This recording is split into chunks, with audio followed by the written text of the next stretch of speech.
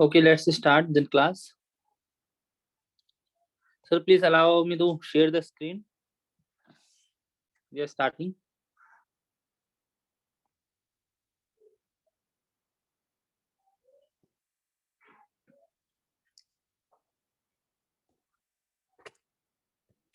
Okay, good evening, everyone. So, as you all know that we have already covered topics related to fluvial landforms, जो कि नदी के जो भी भूआकृतियां थी, नदी के द्वारा जो भूआकृतियां बनाई जाती हैं, जल के द्वारा जो भूआकृतियां बनाई जाती हैं, हमने उनके बारे में पढ़ा। और उसके बाद फिर हमने ग्लेशियर्स के बारे में पढ़ा और तटीय भूआकृतियां जो बनती हैं, जो समुद्र के पानी के कारण बनती हैं, marine geomorphology, marine topography, coastal geomorphology, उसे भी हमने पढ़ लिया। अब हम आज पढ़ेंगे कास्ट जियोमोर्फोलॉजी, कास्ट की जो टोपोग्राफी है उसको पढ़ेंगे। और उसके बाद फिर हम अरिड टोपोग्राफी, जो कि हवा की वजह से, हवा के कारण जो शुष्क प्रदेश होते हैं वहां पर जो भूआकृतियां बनती हैं, तो हम उनके बारे में आज जानेंगे। तो आज कास्ट जियोमोर्फोलॉजी, कास्ट टोपोग्राफी से हम स्टार्ट करते हैं। ठीक है,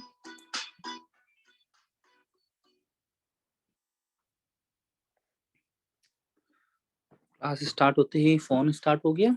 चलो, तो पहली बात है कि कास्ट जो बात है वो है क्या। ठीक है, कास्ट जियोमोर्फोलॉजी आप इसे बोल रहे हैं, तो ये किससे रिलेटेड है? तो बड़ा अजीब सा नाम है, आपने पहली बार इसके बारे में पढ़ा होगा, सुना होगा, कास्ट भू आकारिकी। तो कास्ट जो भू आकारिकी है, ये जुड़ी हुई है, इसका संबंध है जल से। ठीक है, इसे हम कह सकते हैं भूमिगत जल, भूमिगत जल, अंडरग्राउंड वाटर।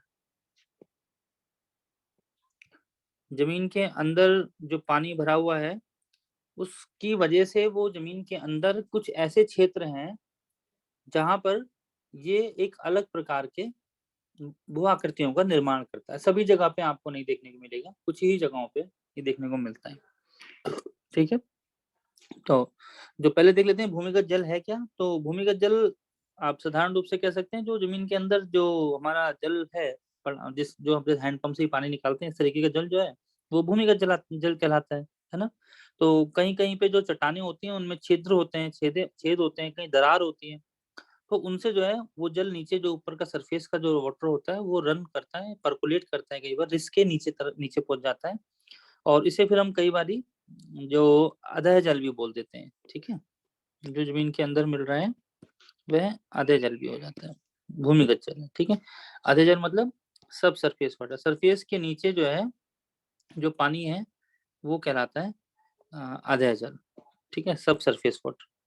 तो ये जो सब सरफेस वाटर है ये क्या करता है, ये धीरे धीरे नीचे जो रिसने के बाद जो भी ऐसी चट्टानें होती हैं जो कि परागम्य होती हैं, परागम्य का मतलब क्या हो गया कि ऐसी होती हैं जो कि जिनसे कि पानी रिस के नीचे जा सके। ठीक है, ऐसी चट्टानें, तो उनके उनमें से नीचे जाके फिर ये अपर्दन का काम करता है, और सॉल्यूशन के कारण, घोलीकरण के कारण, और अलग अलग प्रकार से उनको गला के उसको सॉल्यूशन में घला मतलब घोल के और धीरे धीरे एक नई नई प्रकार की भू आकृतियों का निर्माण कर देता है। ठीक है, अब ये पानी जो अंदर आता है बहुत उसके सोर्सेस हैं, कई कई जगह से आ जाता है, तो हम सारे सोर्सेस पे नहीं जाएंगे क्योंकि जरूरत नहीं ज्यादा उसकी।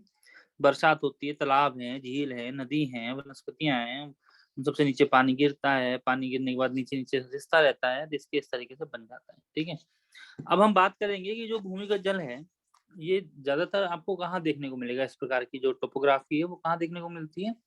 तो आप देखेंगे कि एक देश है जिसका नाम है यूगोस्लाविया। यूगोस्लाविया, ये उसके पास में एक समुद्र है जिसे बोल देते हैं हम एड्रियाटिक सी।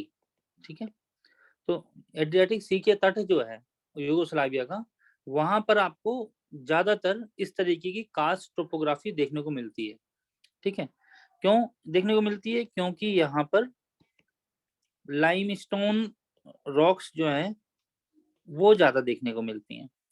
तो जहां पर भी ये लाइमस्टोन की रॉक्स हैं या फिर डोलोमाइट की रॉक्स होती हैं, ठीक है, या फिर आपकी जिप्सम भी बोल सकते हो आप। जिप्सम भी कई जगह पे देखने को मिलता है, ठीक है। तो ऐसी जगहों पे जहां पर ये प्रकार की चट्टानें होंगी, वहां पर जो भूमिगत जल है वो क्या करेगा, वह इस चट्टानों को अपने साथ घोल लेता है, ठीक है। और घोलने के बाद फिर ये अपर्दन कर देता है। सिर्फ और सिर्फ घोलने से अपर्दन नहीं होता, कई कई उसके कार्य होते हैं। तो इनके हम कार्य देख लेते हैं पहले, ठीक है। तो इसे हम ऐसे लिख सकते हैं, भूमिगत जल के कार्य, ठीक है। Work of underground water. Spelling साफ साफ लिख देता हूँ ताकि कुछ ना आ जाए। अंडरग्राउंड वाटर, ठीक है। तो इसके पहला जो काम होगा वो क्या होगा, हम पढ़ेंगे इरोजनल, ठीक है। मतलब अपर्दन के कार्य। अपर्दन मतलब, इरोजन मतलब किसी चीज को इरोड करना, कम कर देना, घटा देना, ठीक है। तो कई सारे कार्य इरोजन के होते हैं, जिनमें से कि पहला होता है जिसे हम बोल देते हैं सोल्यूशन। अपर्दन कैसे कैसे करता है ये भूमिगत जल, उसके बारे में हम बात कर रहे हैं। तो सोल्यूशन मतलब क्या हो गया, घुलन क्रिया, ठीक है। घोलने की क्रिया। तो घुलन क्रिया क्या होती है कि जो भी शुद्ध जल है, ठीक है, तो रासायनिक दृष्टि से जो शुद्ध जल होता है वो तो असक्रिय होता है, वो तो कुछ काम करता नहीं है, ठीक है। लेकिन जो जब ये जल क्या होगा, कार्बन डाइऑक्साइड के साथ कॉम्बिनेशन में आएगा, जब इसके साथ कहीं ना कहीं कार्बन डाइऑक्साइड जुड़ जाएगी तो ये एक सक्रिय घोलक बन जाता है, ठीक है। और सक्रिय घोलक मतलब कि ये फिर एक्टिवली क्या करेगा, सोल्यूशन करने लगेगा, अगर इसके साथ कुछ ऐसी चट्टानें मिल गई जो कि पानी से घुल जाती हैं। तो ये जो घुलन की क्रिया है सबसे पहले कहाँ स्टार्ट होती है, सबसे पहले धरातल के सबसे ऊपरी जो भाग है, जैसे कि कोई ये लैंडफॉर्म बना हुआ है तो यहाँ पर पानी है, तो यहाँ पर सबसे पहले क्या होगा, इसको घोलना शुरू करेगा, ठीक है। और घुलने के बाद क्या होगा, फिर जो घुलनशील खनिज है उनको चट्टानों से अलग कर देगा, और धीरे धीरे फिर यहाँ से पानी नीचे रिसने लगता है, ठीक है। नीचे की चट्टानों में पहुंचेगा, फिर उनको भी घोलेगा, फिर उनको घोलने के बाद उनको भी अलग अलग तोड़ देगा, हटा देगा, खाली कर देगा। तो इस प्रकार से फिर क्या होता है, धीरे धीरे अलग अलग तरीके की आपको इसके अंदर भू आकारी की देखने को मिलती है, चट्टानें देखने को मिलती हैं, भू आकारी की देखने को मिलती है। तो ये जो पूरी टोपोग्राफी बन जाती है, ये क्या कहलाती है फिर आपकी, कास्ट टोपोग्राफी कहलाती है, ठीक है। तो घुलन की जो क्रिया है वो होती कैसे है उसको एक बार देख लेते हैं। तो जैसे कि मैंने आपको पहले ही बताया कि यहाँ पर सबसे इम्पोर्टेंट जो है वो है लाइमस्टोन। लाइमस्टोन होता क्या है, लाइमस्टोन को क्या बोलते हैं, लाइमस्टोन को बोलते हैं चूना पत्थर। तो जो चूना पत्थर की चट्टानें होती हैं वो लाइमस्टोन की चट्टानें कहलाती हैं, ठीक है। तो इनमें क्या होता है, सोल्यूशन का प्रोसेस चलता है। सोल्यूशन को क्या बोल देते हैं, लाइमस्टोन को क्या होगा, सोल्यूशन हो जाएगा, पानी से घुल जाती है ना। सोल्यूशन को बोल देते हैं घुलना, या इसको शुद्ध हिंदी में भी बोल देते हैं विलयन, ठीक है, या घुलना, ठीक है। तो उसका सोल्यूशन हो जाता है, कैसे कैसे हो जाता है देख लेते हैं, दो तीन इसके उदाहरण देख लेते हैं, उससे आप समझ जाएंगे। जैसे कि आपका कैल्शियम ऑक्साइड है, कैल्शियम ऑक्साइड, ठीक है। कैल्शियम ऑक्साइड को क्या बोलते हैं, CaO, ठीक है। और जब ये वाटर से आपका मिलेगा, H2O वाटर से मिला, तो फिर क्या बना देगा, ये बना देगा CaOH2, ठीक है। ये क्या बन गया, कैल्शियम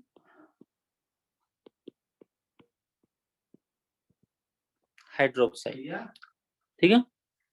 तो ये कैल्शियम हाइड्रोक्साइड कहलाएगा, क्योंकि इसका इसमें इसके साथ सॉल्यूशन हो गया, और इसके बाद ये आपका कैल्शियम हाइड्रोक्साइड बन गया, ठीक है। तो ये कैल्शियम हाइड्रोक्साइड क्या हो गया, अब ये तो लूज हो गया, वीक हो गया, और वीक होके फिर ये इसका इरोजन हो जाएगा, अपवर्तन हो जाएगा।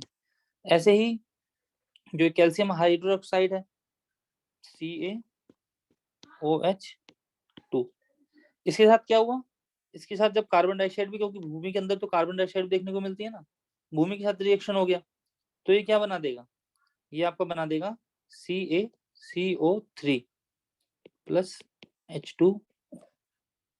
तो ये क्या मतलब हो गया इसका, ये आपका बन गया कैल्शियम कार्बोनेट, है ना। तो कैल्शियम कार्बोनेट बना दिया। अब इसी के साथ साथ जो कैल्शियम कार्बोनेट है CaCO3, इसके साथ क्या होगा, जो कार्बन डाइऑक्साइड और जल दोनों की अभिक्रिया इसके साथ हो गई, दोनों का रिएक्शन इसके साथ हो गया, तो फिर क्या बनेगा, CO2 भी इसके साथ जुड़ गया, मिल गया, और जल का भी इसके साथ समागम हो गया। तो ये क्या बना देगा, ये बनाएगा CaHCO3, यहाँ पर 2 कर देते,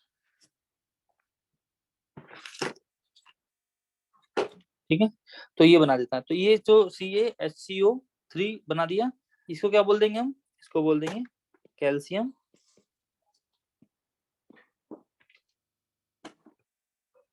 बाइकार्बोनेट, ठीक है, ये बन जाता है। अब अगर जो कार्बन डाइऑक्साइड है वो कार्बन डाइऑक्साइड नहीं हो वहां पर, तो फिर क्या होगा, कैल्शियम कार्बोनेट का पानी के साथ विघटन शुरू हो जाएगा, डिस एसोसिएशन हो जाता है। कैसे हो जाता है, जैसे कि CaCO3 है, ठीक है, और इसमें से फिर आपका जब विघटन हुआ, क्योंकि इसमें कार्बन डाइऑक्साइड जगह वहां पे नहीं मिली, उसके साथ सिर्फ वाटर था, तो ये क्या कर दे रहा है, उसको विघटन कर दे रहा है। यहाँ से CaCO3 से Ca निकल जाएगा, ठीक है, और CO3 निकल जाएगा, तो ये डिसएसोसिएशन हो गया। यहाँ पे क्या हो गया, डिसएसोसिएशन हो गया,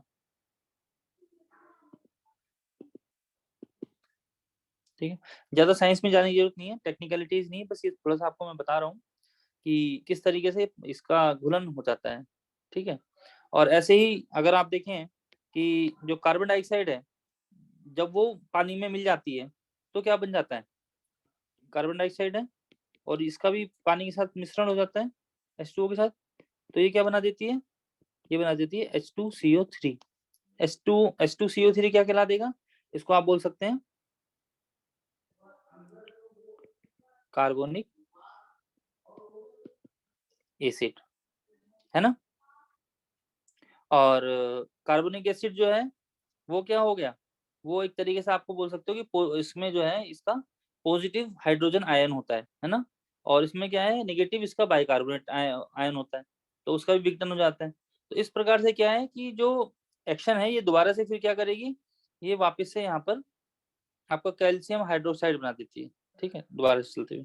तो इस तरीके से इसका मूवमेंट होता रहता है, घुलनशीलता वो चलती रहती है, और इस तरीके से पानी के साथ लाइमस्टोन की चट्टानें हो, चाहे डोलोमाइट हो, चाहे आपका क्या बोलते हैं इसको जिप्सम हो, इन सबको ये इसके साथ रिएक्शन करता है और घोल के पानी को अलग अलग प्रकार की चट्टानों का निर्माण करता है, अलग अलग प्रकार की भूआकृतियों का निर्माण करता है।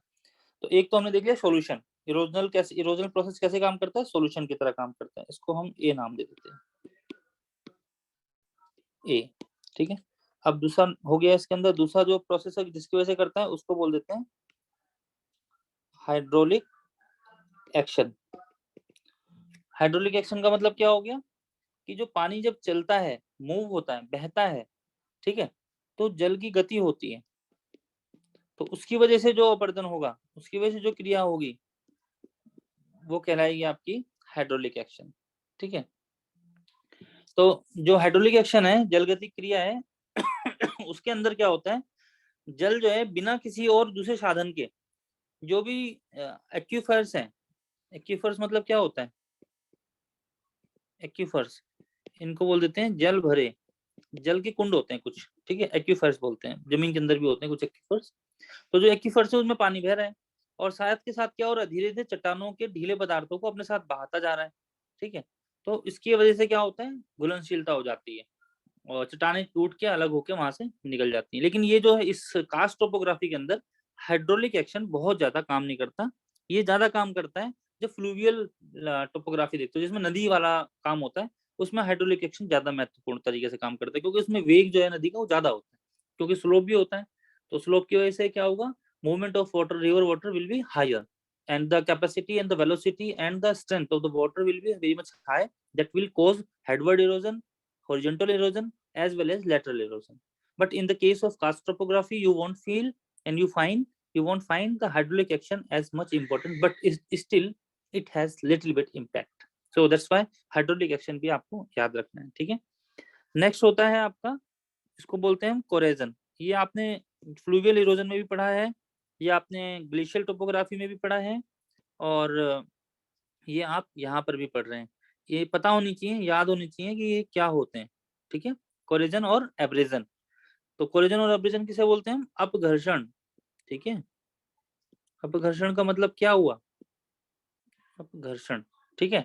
अपघर्षण का मतलब क्या होता है? जो भी इसके साथ जैसे कि जमीन का पानी है, भूमिगत जल है, तो इसके साथ क्या होगा? चलने वाले जो भी छोटे छोटे टुकड़े हैं, कंकड़ है, पत्थर है, वो भी क्या करेंगे? अपने साथ चट्टानों को रगड़ेंगे, चट्टानों के साथ घिसेंगे और घर्षण पैदा करेंगे, और उस घर्षण के साथ जो है अपरदन करते हैं, ठीक है।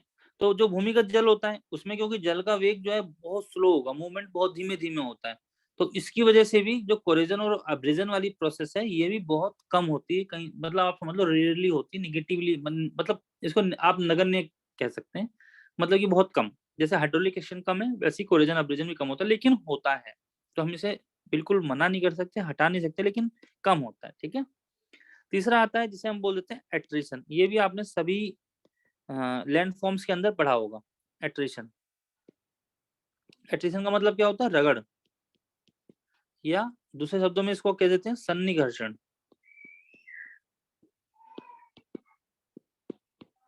ठीक है। तो ये रगड़ और सन्निघर्षण का मतलब क्या हो गया कि जब आपस में ही जो भी जिसके साथ चट्टान है, टुकड़े हैं, कंकड़ पत्थर हैं, आपस में टकराते हैं, आपस में टकरा के आपस में रगड़ खाते हैं और फिर टूटते फूटते रहते हैं और छोटे होते रहते हैं, तो उसकी वजह से उनका आकार छोटा हो जाता है, महीन हो जाता है, तो इसकी वजह से यहाँ पर एट्रिशन होता है, ये भी अपरदन काम होता है। तो ये जो तीनों हैं, ये आपके तीनों बहुत इंपॉर्टेंट नहीं है, ठीक है। किसमें? कास्ट टोपोग्राफी के अंदर ये लेस्ट इंपॉर्टेंट है। सबसे ज्यादा इंपॉर्टेंट कौन सा है? सॉल्यूशन। ये है कास्ट टोपोग्राफी के अंदर सबसे इंपॉर्टेंट, मोस्ट इंपॉर्टेंट, ठीक है। सॉल्यूशन से ज्यादा होता है, लेकिन रिवर वाले इसमें आप देखेंगे, या अदर जो ग्लेशियर अदर टोपोग्राफीज हैं उनमें आप देखेंगे तीनों एक्शन भी बहुत इंपॉर्टेंट होते हैं। तो ये हो गया इरोजन का, भूमिगत जल से किस तरीके से अपरदन होता है। फिर इसमें दूसरा होता है आपका ट्रांसपोर्टेशन, ठीक है, या परिवहन कार्य बोल सकते हैं इसको। तो जो आपका परिवहन कार्य है, अब जैसे कि मैंने आपको बताया, इसमें मूवमेंट तो पानी का बहुत स्लो होता है, धीमे धीमे होता है, बिल्कुल ना के बराबर एक तरीके से। तो जब होता ही मूवमेंट ही कम है तो उसकी वजह से क्या होगा? तो जो परिवहन का काम है वो भी कोई खास नहीं हो जाता, क्योंकि जब खास नहीं होगा तो इसे ट्रांसपोर्टेशन का बस समझ लो कि इसमें कुछ मूवमेंट बहुत ही कम होता है, तो ज्यादा कोई खास महत्वपूर्ण इसमें नहीं होता। तीसरा इसमें आता है आपका डिपोजिशनल,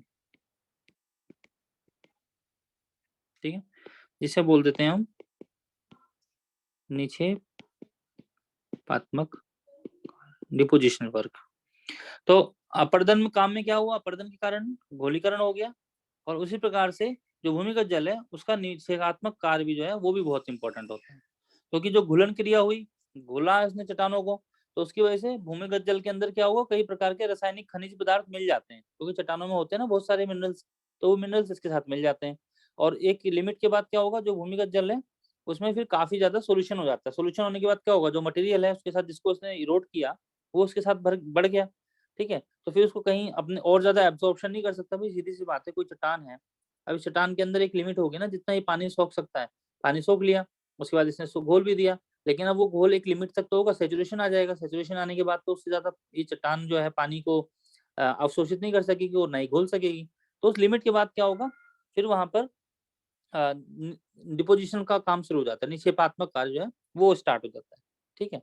तो जैसे कि आप भूमिगत जल का वेग मैंने आपको बताया धीमा है, कम होता है, ठीक है। तो अपरदन भी इसका जो है ऐसे धीरे धीरे होता है।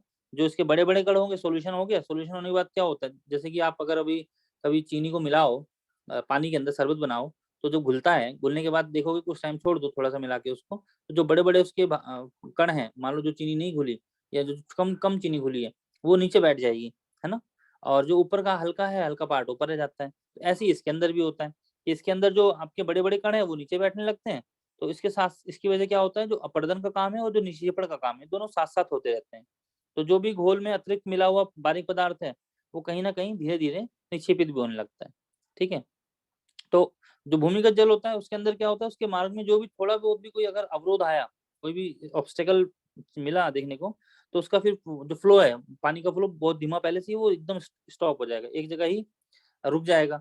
और जब पानी रुक गया तो फिर क्या होता है, जैसे शरबत के अंदर आप चीनी मिलाएं पानी के अंदर और घोल के चम्मच से हिलाते रहो तो घूमता रहेगा, और जैसे उसको चम्मच को हिलाना बंद कर दोगे तो वो फिर रुक जाएगा एक जगह पे। जब रुक जाएगा एक जगह पे पानी, तो फिर देखोगे धीरे धीरे धीरे धीरे सारी चीनी और जो भी इसके अंदर अगर आपने कुछ डाला है तो वो नीचे घुल के नीचे तली पे बैठ जाएगा। ऐसा ही इसके अंदर होता रहता है। ठीक है। दूसरी चीज क्या है कि जब किसी किसी कारण से कई बार क्या होता है कि जो ग्राउंड वाटर है उसका टेम्परेचर ही बढ़ जाएगा। अगर टेम्परेचर बढ़ गया तो क्या होगा, मान लो ऊपर से ज्यादा गर्मी पड़ रही है उसकी वजह से हो गया, या प्रेशर ज्यादा पड़ रहा है उसकी वजह से हो गया, तो जो पानी है उसके अंदर वाष्पीकरण हो जाएगा। ठीक है। जो भाप बन जाएगा, और भाप बनने के बाद फिर क्या होगा, पानी ऊपर निकल जाएगा, उड़ जाएगा। ठीक है। तो पूरे जो पानी का पूरा जो वॉल्यूम था, आयतन था उसका, वो कम हो जाएगी। और जब पानी कम हो जाएगा तो फिर जो उसकी सोल्यूशन वाली जो एक्टिविटी हो रही थी जिसकी वजह से पानी को घोल रहा था, वो भी कम हो जाएगा, है ना। तो फिर जो पूरा पानी जो है, सारे सारे जो घुले हुए पदार्थ हैं उनको अपने साथ अवशोषित नहीं रख पाता, ऐसे में फिर वो भी नीचे जाके जमने लगते हैं। ठीक है। तो जब कई कई बार ऐसा भी होता है कि कुछ जगहों पे ऐसा देखने को मिलता है कि पानी का तापमान कम हो गया, तो पानी की अगर तापमान कम हो जाएगा तो उसकी जो सॉल्यूशन वाली एक्टिविटी, ठंडे पानी में पानी चीजें कम घुलती हैं, तो उसकी घोलन शक्ति कम हो जाती है। तो उसकी वजह से भी क्या होता है, कई बार फिर जो है ये पदार्थ जमीन पे नीचे जो है जमने लगते हैं, निक्षेपित होने लगते हैं। ठीक है।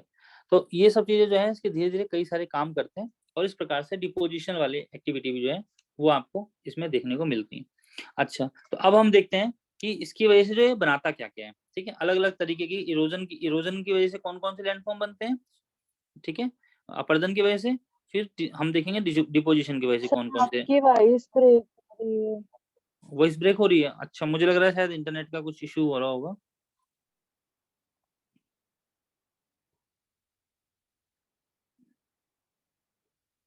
कनेक्टिविटी तो है शायद, आजकल थोड़ा मेरा इंटरनेट जो है फ्लक्चुएट कर रहा है। कई बार ये आवाज ठीक आती होगी, कई बार नॉर्मल ब्रेक कर रही होगी। थोड़ी देर में ठीक हो जाएगी अपने आप। ठीक है। जी तो सर। पहला, हाँ पहला हम देखते हैं, आपका आ गया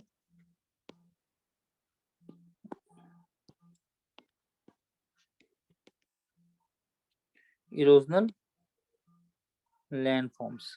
ठीक है।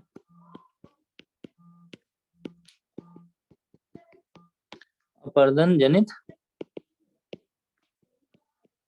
स्थल रूप। ठीक है। तो इसमें पहला आता है आपका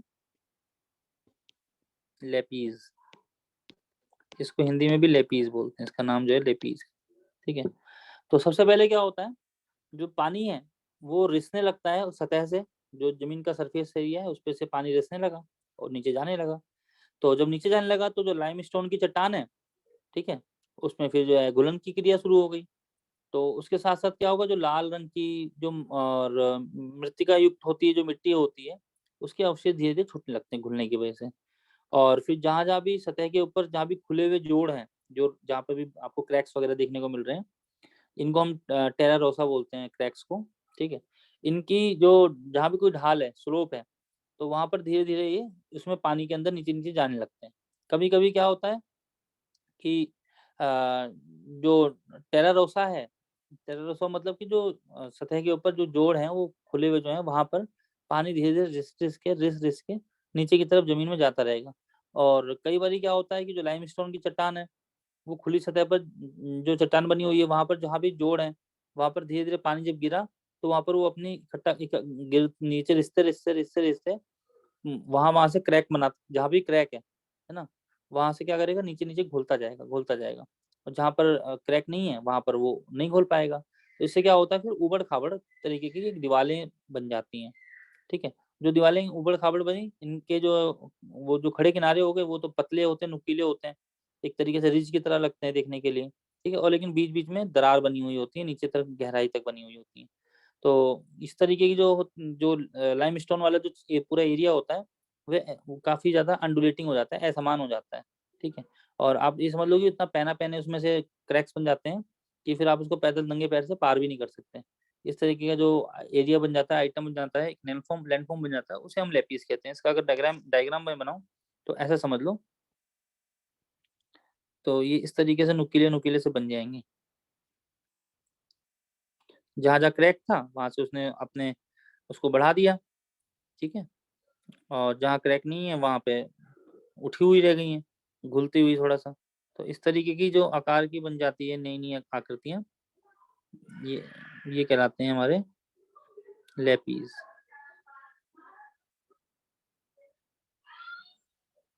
ठीक है, ये लैपीज बन गई। तो ये जो आपको देखने को मिल रही है बीच में, ये तो हो गए आपके दरार। ठीक है, ठीक है, इसको आप क्लेफ्ट भी बोल सकते हैं। ठीक है, और ये जो उठे हुए भाग हो गए, इनको आप कह सकते हो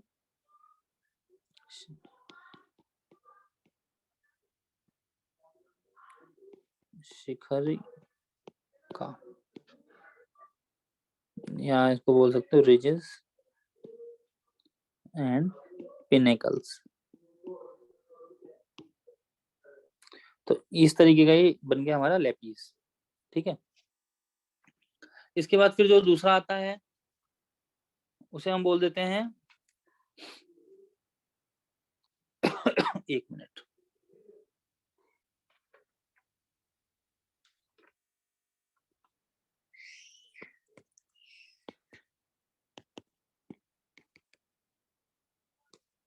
कास्ट विंडो। ठीक है, तो आपकी कास्ट विंडो क्या होगी? कास्ट विंडो ऐसे समझ लो कि जब ऊपर से पानी जो है नीचे धंसने लगा, तो उसने क्या किया, अलग अलग प्रकार के, पहले कास्ट विंडो से पहले समझ लो दूसरा लिख लेते हैं, इसके बाद इसको कास्ट विंडो पढ़ाते हैं। दूसरा लिख लो इसके अंदर आप, सॉल्यूशन होल्स। ठीक है, जिनको बोलते हैं हम घोल रंध्र। ठीक है, तो ये छोटे छोटे क्या होते हैं, गड्ढे की तरह बन जाते हैं। इनको कई बार हम बोल देते हैं सॉल्यूशन होल्स, या इसको आप सिंक होल भी बोल सकते हैं। ठीक है, तो ये क्या होते हैं, जो भी चूने वाली चट्टान है और जो जहाँ पर इस तरह की चूने वाली चट्टान के प्रदेश हैं, तो वहां पर जब मान लिया बारिश हुई, तो ऊपर से जो है पानी नीचे बरसा, और जो वर्षा का जल आया, तो उसके उसमें कार्बन डाइऑक्साइड भी मिक्स हो गई उसके साथ, और मिक्स होने के बाद वो एक एक्टिव सोलवेंट बन गया, सक्रिय घोलक बन गया। तो जहाँ भी चट्टानों की जो संधियां हैं, जहाँ पे चट्टानें जुड़ी हुई होती हैं एक दूसरे से, वो जल उसमें घुलकर घुलनशील तत्वों को अपने साथ घुला लेता है, और घुला के उसको फिर निकाल देता है। तो इस प्रकार से जो घुलन क्रिया के कारण क्या हुआ, धीरे धीरे जो क्रैक्स थे, जहाँ पर भी जॉइंट्स थे चट्टानों के, वहां पर उनका विस्तार होने लगता है ना, वो एक्सपेंड हो जाते हैं, और इस तरीके से बहुत सारे छोटे छोटे छोटे छोटे आपके उसमें होल्स बन जाते हैं, जिनको बोल देते हैं हम घोल रंध्र या सिंक होल। ठीक है, सॉल्यूशन होल या सिंक होल आप बोल देते हो।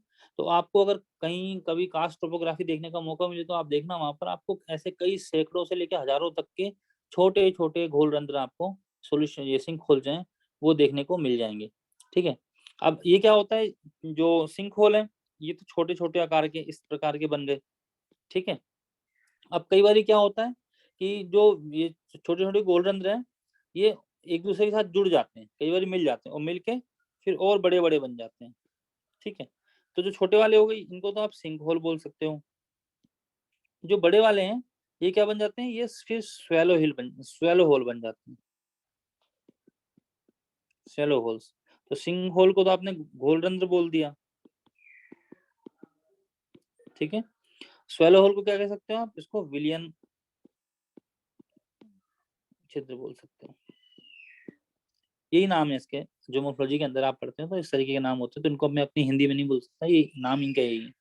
तो ये जो आपके विलियन रंध्र बन गए, शैलो होल्स बन गए, ये क्या हो गया, घुलने के कारण क्या हुआ, जब एक्सपेंड हो गए, बड़े हो गए, तो इसकी वजह से घोल लाइन बन जाते हैं। ठीक है, फिर और क्या होता है इसी के अंदर, जब अब ये भी बड़े बड़े मिल गए, जो घोल रंध्र थे, विलियन छिद्र थे, ये भी बन गए और बढ़ गए, तो बढ़ते बढ़ते काफी बड़े बड़े बन गए, बड़ा सा गड्ढा बन गया। तो जो बड़ा सा गड्ढा बन गया तो क्या कहलाएगा ये, एक मिनट,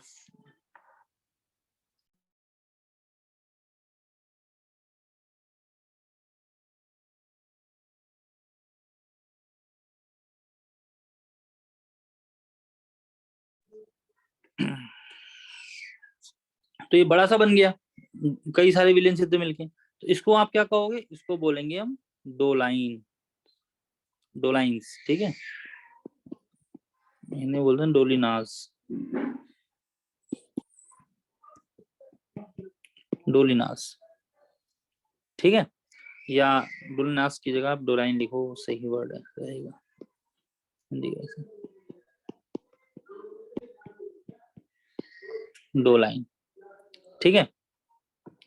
तो ये डोलाइन कहलाते हैं आपके, सिंक होल बड़े होके डोलाइन बन गए, ठीक है, समझ में आ रहा होगा, एक के साथ दूसरा, दूसरे के साथ तीसरा, ऐसे ही अटैच्ड है, ये सब अलग अलग नहीं है, एक साथ जुड़े हुए हैं एक दूसरे से, ठीक है।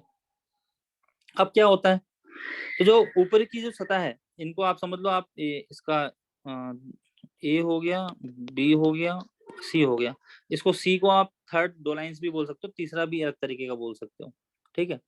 तो जो ऊपरी सतह थी, अब क्या हुआ, ऊपर जो लैंडफॉर्म था उसकी जो ऊपरी सतह थी, तो वहां पर खाली जगह हो गई, गड्ढे बन बन गए, है ना। तो कई बार क्या होता है, जो बड़े बड़े गड्ढे बन गए, तो उनकी वजह से वो जो ये स्वेलो होल से विलियन छिद्र थे, इनकी वजह से गड्ढे बनते बनते बड़े बड़े बनते हुए जमीन जो है नीचे धंस जाती है कई बार। तो जब नीचे धंस गई, तो फिर क्या बन जाएगा इसके अंदर, नीचे धंस की जमीन बड़ा सा गड्ढा बन गया, बहुत बड़ा क्षेत्र बन गया नीचे की तरफ, अंडरग्राउंड वाटर क्योंकि नीचे था, ठीक है। तो उसको बोल देते हैं हम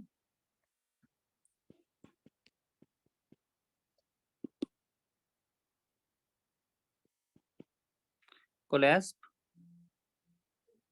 कोलैप्स गलती क्यों, कोलैप्स, एक मिनट रुकिए, हेलो, हम्म, हम्म,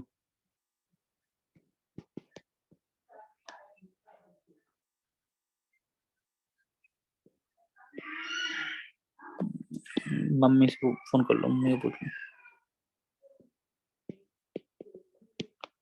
एक मिनट, मैं क्लास में हूँ, कराता हूँ रुको, जस्ट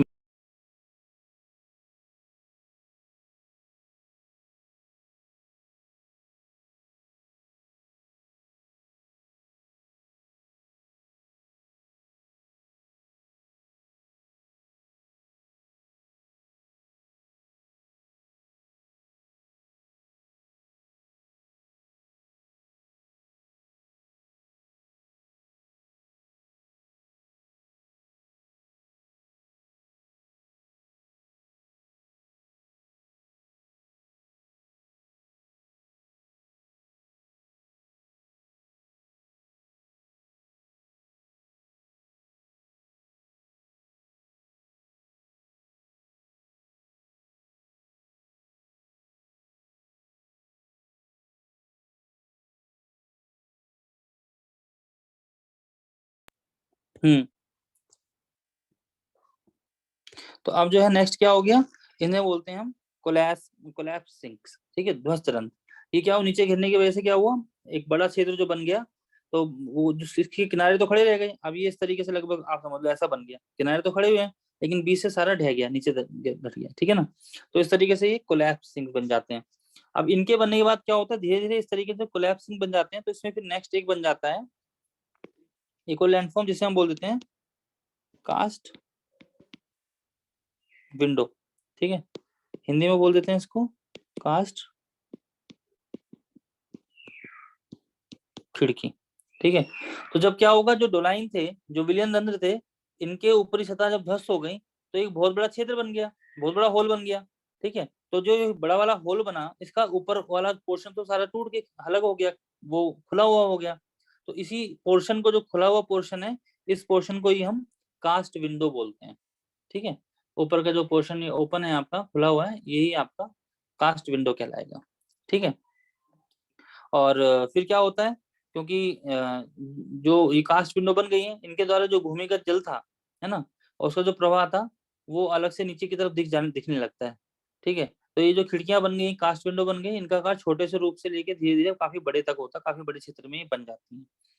फिर इसके बाद चौथा आता है, जिसे हम बोल देते हैं वालाज, ठीक है, वालाज, जो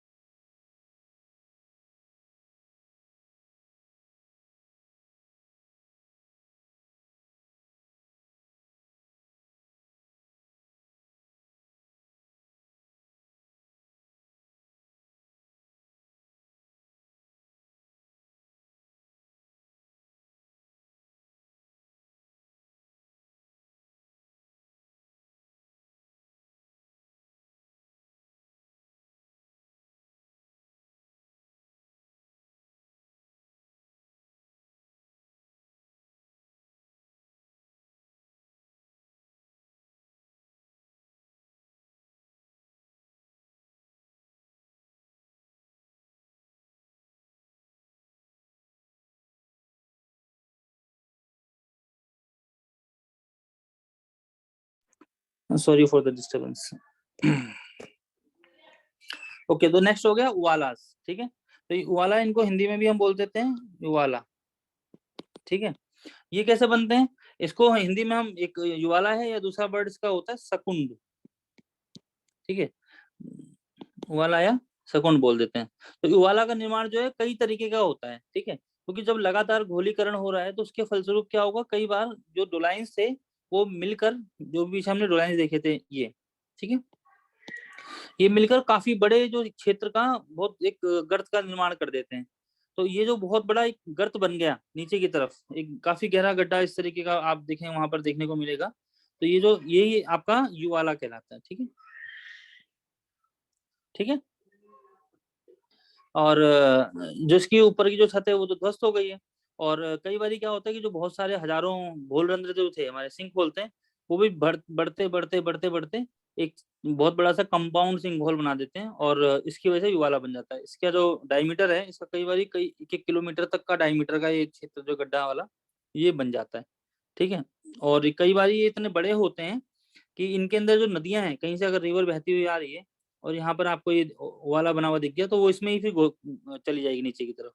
ठीक है, तो क्या हो गया, नदियां भी इसमें विलुप्त हो जाती हैं, नदियां भी विलुप्त हो जाती हैं।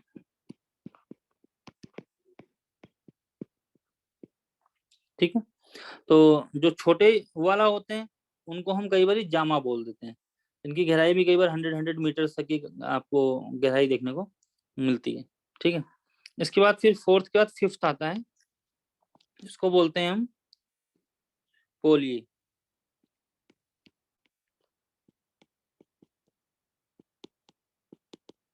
ठीक है, दूसरा नाम इसका क्या होता है, राजकुंड। तो युवाला जो है वो युवाला से ज्यादा बड़े जो गर्त बन गए उन्हें पोली बोलते हैं। ठीक है, युवाला से अधिक विस्तृत गर्त को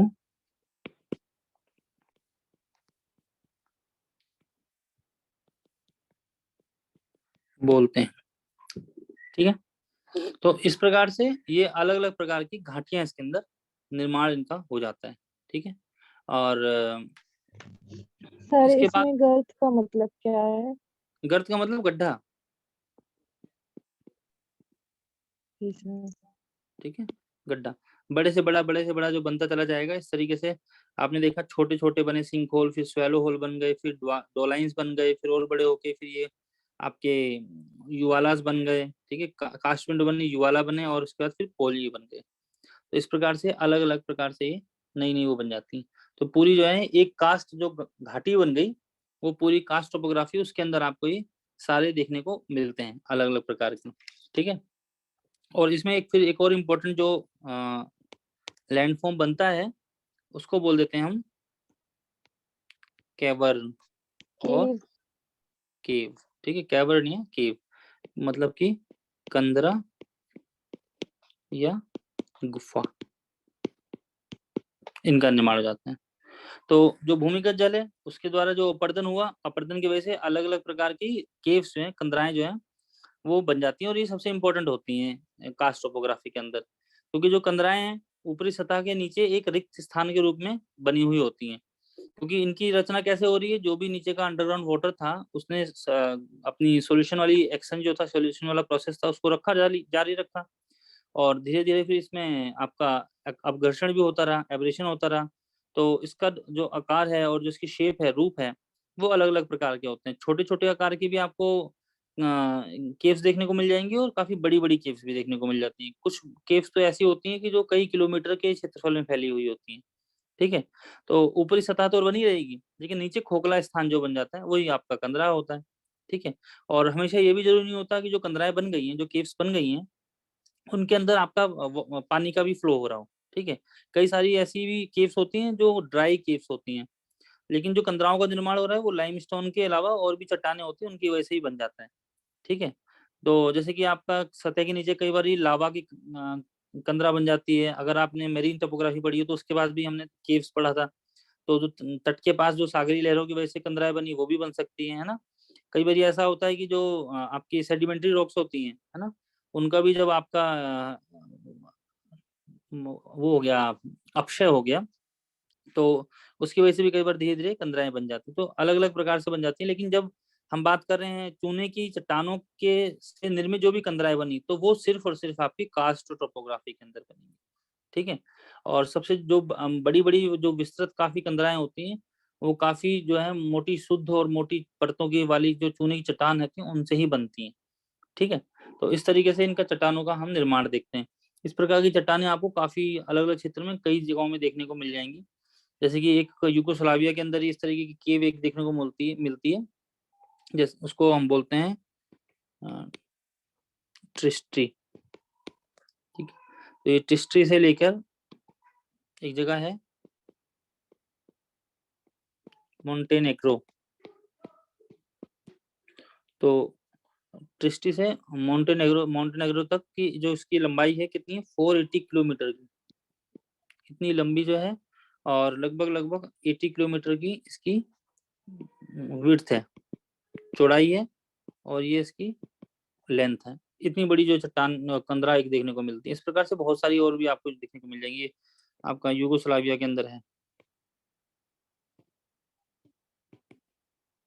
ठीक है।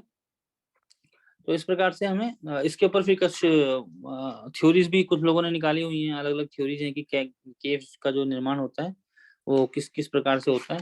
और तो इस प्रकार से बहुत अलग अलग प्रकार के आपको कंदराएं देखने को मिलती हैं, ठीक है। इसमें जो है आपको मैं डायग्राम दिखा दूं, जो मैंने हमने इतने सारे डायग्राम वो बनाए हैं, इनके कुछ आपको डायग्राम्स देखने को मिल सकते हैं। ये देखिए, यहाँ से आपको देखने को मिलेगा, नीचे अंडरग्राउंड वाटर है, यहाँ देखिए केव्स बन गई हैं इस तरीके से। यहाँ पर आपके सिंक होल्स बने हुए हैं, छोटे छोटे जो बने हुए हैं सिंक होल्स हैं। ये सिंक होल जब बड़े हो जाते हैं तो फिर ये अलग अलग फैलते जाते हैं, बड़े होते जाते हैं, और बड़े होकर ऊपर का जो पोर्शन है, सरफेस एरिया, ये सारा बड़ा हो जाता है। तो कई बार अगर उस क्षेत्र में कोई रिवर भी फ्लो कर रही है, तो ये रिवर भी अगर यहाँ पर आपको देखने को मिल गया, सिंक होल बड़े हो गए, उवाला बन गया, डोलाइंस बन गया, तो यहाँ से मान लीजिए डोलाइन बना हो, तो नदी इसमें आएगी, इसमें ही नीचे घुस जाएगी, फिर नीचे से बहती हुई चली जाएगी आगे की तरफ। तो इतना बड़ा क्षेत्र ये पूरा आपका बन जाता है, ठीक है। इस प्रकार से हमें कास्ट टोपोग्राफी देखने को मिलती है। ये इस डायग्राम में भी आप देख सकते हैं, ये देखिए डोलाइंस बने हुए हैं, सिंक होल्स बने हुए हैं, कई बार लाइमस्टोन के पेमेंट देखने को मिलते हैं। यहाँ पर ये दिखा रखा है किस तरीके से नदी जो है इसके अंदर जाके नीचे चली जा रही है, अंदर अंडरग्राउंड हो जा रही है यहाँ से डोलाइंस में, सिंक होल्स के अंदर, ठीक है। ये दिखाया हुआ रिवर्स कैसे सिंकिंग स्ट्रीम कि कहीं से बहती हुई आई और एकदम गायब हो गई। क्यों गायब हो गई? क्योंकि वो अंडरग्राउंड वाटर में चली गई नीचे की तरफ, गड्ढों की कंदराओं की वजह से, ठीक है। तो इस प्रकार से ही अलग अलग टोपोग्राफी, कास्ट टोपोग्राफी बनती है। अब इसके अंदर फिर क्या होता है, दूसरी जो हमारी लैंड फॉर्म्स हैं उनको बोल देते हैं हम निक्षेप जनित स्थल रूप, ठीक है, डिपोजिशनल लैंड फॉर्म्स। तो डिपोजिशनल लैंड फॉर्म्स के अंदर दो ही सबसे इंपॉर्टेंट इसके अंदर आपको लैंड फॉर्म्स देखने को मिलेंगे। तो इनका दोनों का नाम आपने सुना भी होगा पहले। तो एक होता है आपका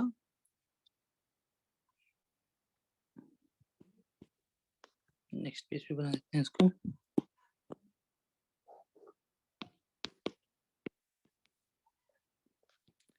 स्टेलेक्टाइट, ठीक है। तो ये जो स्टेलेक्टाइट है इसका निर्माण होता है, और दूसरा होता है उसे बोल देते हैं हम स्टेलेगमाइट, ठीक है। तो स्टेलेक्टाइट और स्टेलेगमाइट जो है ये क्या होता है कि जो कंदरा की छत है, केव है बने हुए जहाँ पर इस तरीके से बना हुआ है, मान लो इसमें यहाँ पर वो सरफेस है इसका, इस गुफा का, तो ऊपर से क्या हो रहा है, इसके ऊपर से भी पानी रिसता जा रहा है, नीचे की तरफ आता जा रहा है, ठीक है। कंदरा की छत से नीचे पानी जो है आ रहा है नीचे, और उसके साथ चूने वाले जो पदार्थ हैं वो भी जो नीचे आते जा रहे हैं, और धीरे धीरे इसके साथ ही जमते जा रहे हैं। अगर वाष्पीकरण हो गया तो ये पानी का मात्रा कम हो गई, इसमें जम जाते हैं इस तरीके से, बूंद बूंद करके टपक रहे हैं नीचे की तरफ, तो ये जमते चले जाते हैं, ठीक है। तो नीचे कई बार ये एकदम पहने पहने से ऐसे भी आपको देखने को मिले, कई कुछ मूवीज के अंदर भी इस तरीके की कंदराओं का हमने सर यही निर्माण। जाकर आगे कैवेरियन पिलर बनाते हैं ना? हाँ हाँ बिल्कुल। ठीक है। तो धीरे धीरे ये आगे वाला पार्ट तो इसका क्या होता है कि काफी पैना सा हो जाता है, और वैसे काफी ये लंबे और काफी मोटे हो जाते हैं। जैसे जैसे इसमें डिपोजिशन रिसता रहेगा पानी, उसके साथ चूने का जो मटेरियल आता जाएगा, ये काफी मोटे भी हो जाते हैं, चौड़े भी हो जाते हैं। और इस तरीके से ये जो ऊपर छत से लगते हुए जो बने हुए होते हैं आकार के, इन्हें हम बोल देते हैं स्टेलेक्टाइट।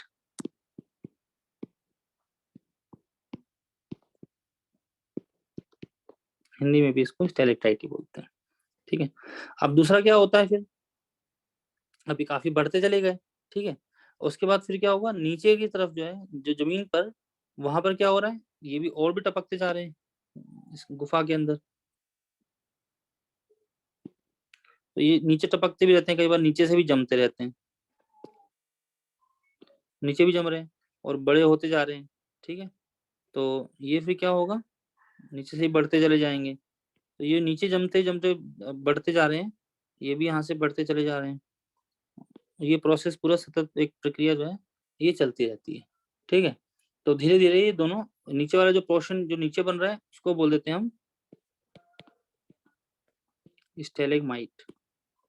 ठीक है। ये नीचे वाला स्टेलेगमाइट कहलाता है। और फिर एक समय आता है कि धीरे धीरे फिर ये बढ़ते बढ़ते और बढ़ गया और बढ़ गया और ये मिल जाते हैं। ठीक है। तो ये फिर क्या कर देंगे, क्या निर्माण क्या बन जाएगा, ये एक तरीके की इसमें पिलर्स बन गए। ठीक है। इनको फिर हम पिलर्स बोल देते हैं, स्तंभ बोल देते हैं। इसके अंदर ही स्तंभ बन जाते हैं। ठीक है ना। पिलर बोल देते हैं, या इसको हम कई बार कॉलम भी बोल देते हैं। ये जो बन गए, इस तरीके का आकार जो है, स्टेलेक्टाइट, स्टेलेगमाइट और कॉलम का निर्माण हो गया, बी है। तो ये जो है आपका डिपोजिशनल वाला मेन जो मटेरियल है, अलग अलग जो बने, वो कहलाते हैं। ठीक है। और इसमें ये बात ध्यान रखनी है कि जब हम डिपोजिशन की बात कर रहे होते हैं, तो जो भी एक तरीके से धारीदार जो है, इस तरीके के धारीदार जो भी आपके निक्षेप हो रहे हैं, ठीक है ना, धारी धार धारी धार नहीं होगा, दार होगा, धारीदार निक्षेप। ठीक है। ये बन जाते हैं। ये किसके होते हैं, मुख्य रूप से ये चूने के पत्थर के होते हैं, चूनेदार कास्ट टोपोग्राफी के अंदर धारीदार चूनेदार निक्षेप जो हो गए, इनको हम एक वर्ड बोलते हैं इनका, इसको बोल देते हैं हम ट्रैव ट्राइन। ठीक है। तो कई बार क्या होता है, जैसे कोई ये वो है, केव है, केव का मुंह यहाँ पर बना हुआ है, यहाँ पे गुफा का एक ये गेट, एक तरीके का मुंह बना हुआ है इसका। तो यहाँ पर कुछ कई बार क्या होगा, छोटे छोटे से निक्षेप बन गए यहाँ लटकते हुए इस तरीके के, नीचे की तरफ भी कहीं पे। तो इनको तो हम बोल देते हैं टूफा। ठीक है। और ऊपर से जो टपकते हुए आ रहे हैं, ड्रिप स्टोन हो रहा है, उसको बोल देते हैं स्टेलेक्टाइट। फर्श पर जो ड्रिप स्टोन से ऊपर वाले जो पार्ट बन गए, इसको बोल दिया हमने स्टेलेगमाइट। ठीक है। यहाँ पर इसको हम टूफा बोल सकते हैं, जो छोटे छोटे गुफा के साथ बन रहे हैं, नीचे से बन रहे हैं स्टेलेगमाइट। और ये जो पूरा पिलर बन गए, स्तंभ बन जाते हैं, या इनको हम दूसरा नाम भी देते हैं कंदरा स्तंभ। ठीक है। कंदरा स्तंभ भी कहला देते हैं। और कई बार ऊपर से टपकते टपकते पहने पहने से बिल्कुल पतले से पहने से भी कुछ छत से लटकती हुई ड्रिप स्टोन देखने को मिलते हैं। तो ऐसे लगता है जैसे पर्दे लगा रखे हैं ऊपर। ठीक है। नुकीले से होंगे। तो इनको हम क्या बोल देते हैं, इनको बोल देते हैं ड्रैप। ड्रैप। ठीक है।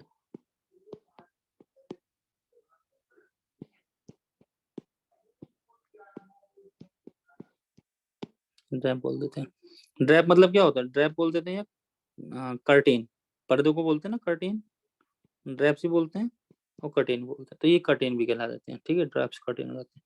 तो ये जो पूरा है आपका, इसमें हम आपने देखें, ये सारी जो है डिपोजिशनल लैंडफॉर्म से इसकी कास्ट टोपोग्राफी की बन रही है।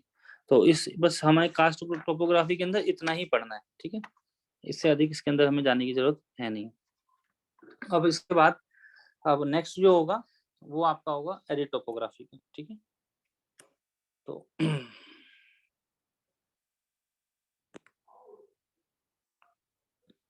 यहाँ से स्टार्ट कर लेते हैं।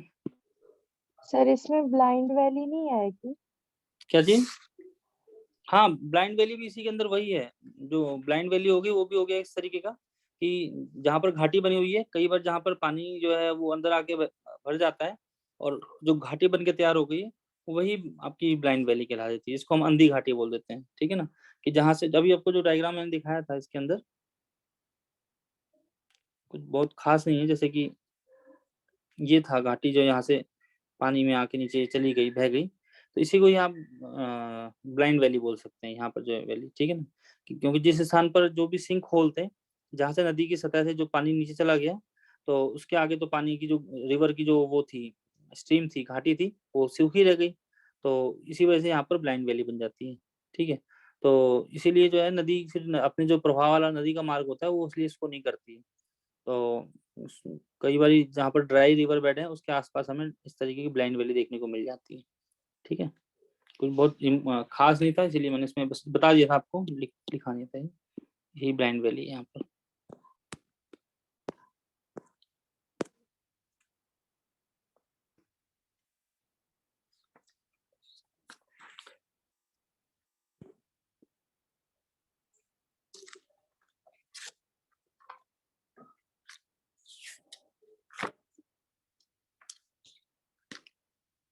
अब हम चलते हैं एरिड टोपोग्राफी के ऊपर। 1 मिनट मुझे दीजिए।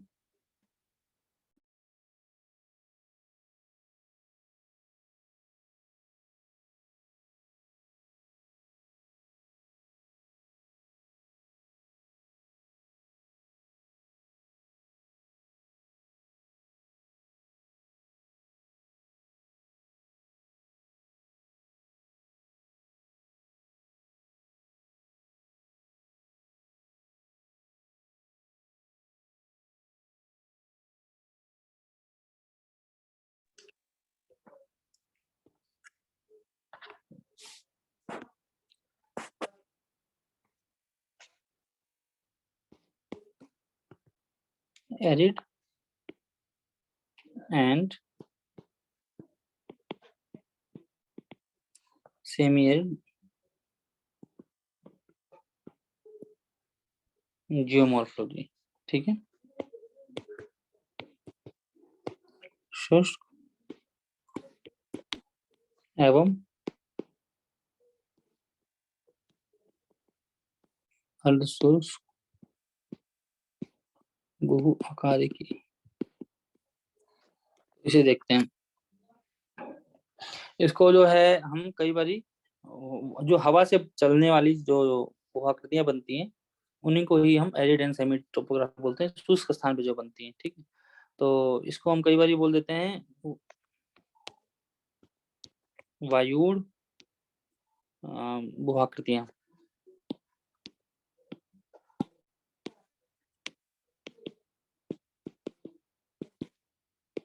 इंग्लिश में इसको बोलते हैं एलियन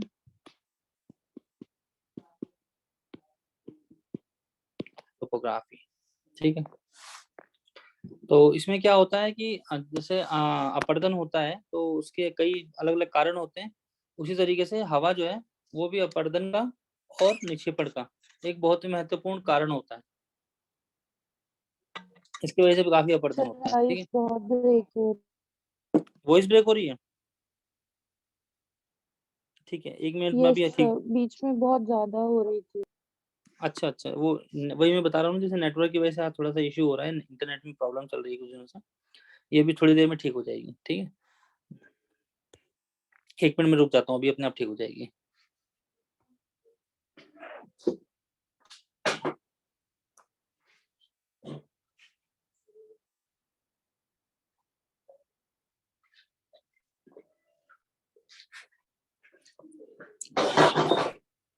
अब ठीक आ रही है आवाज? Yes sir. ठीक है। तो अब हम पढ़ेंगे वायुड़ भू-आकृतियां, एलियन टोपोग्राफी। तो जैसे कि आपका विंड है, तो विंड की वजह से जो है, वायु की वजह से भी जो है काफी अलग अलग प्रकार की टोपोग्राफियां जो है हमें देखने को मिलती हैं। तो अब हम एक ही करके उनके बारे में पढ़ेंगे। तो सबसे पहले देखते हैं पवन की वजह से जो है कौन-कौन से क्षेत्रों में पाई जाती है। तो सबसे पहले हमें देखना है कि जो शुष्क और अर्ध शुष्क प्रदेश है वो है कौन-कौन से, ठीक है? तो जो शुष्क प्रदेश होते हैं, वहाँ पर जो वर्षा है, एनुअल जो रेनफॉल है, वार्षिक वर्षा है, वो काफ़ी कम होती है, ठीक है? आप देखोगे यहाँ पर कि एवरेज रेनफॉल जो है, वो लगभग-लगभग 100 मिलीमीटर की होती है, ठीक है? मतलब कि मेन जो है इसमें यहाँ पर आपको 250 मिलीमीटर से कम रेनफॉल देखने को मिलेगी ऐसे क्षेत्रों के अंदर। तो वो क्या कहलाएँगे आपके, वहाँ पर आपकी लैंडफ़ॉर्म जो बनेंगे वो शुष्क क्षेत्र में बनेंगे, ठीक है? और यहाँ पर आपको दूसरा वनस्पति का अभाव देखने को मिलेगा, ठीक है? यहाँ पर वनस्पति नहीं देखने को मिलती क्योंकि ड्राई रीजन हो गया, ठीक है? और यहाँ पर डेली का जो है तापांतर जो है वो भी काफ़ी अधिक होता है। डायurnal टेम्परेचर रेंज वो भी काफ़ी आपको देखने को मिलेगी। टेम्परेचर बहुत डाउन हो जाएगा रात में और दिन में काफ़ी ज़्यादा हो जाएगा। तो इस तरीके से देखने को मिलता है। विंड सर की जो ये स्पीड है सारे डेज़र्ट एरिया में बनेंगे?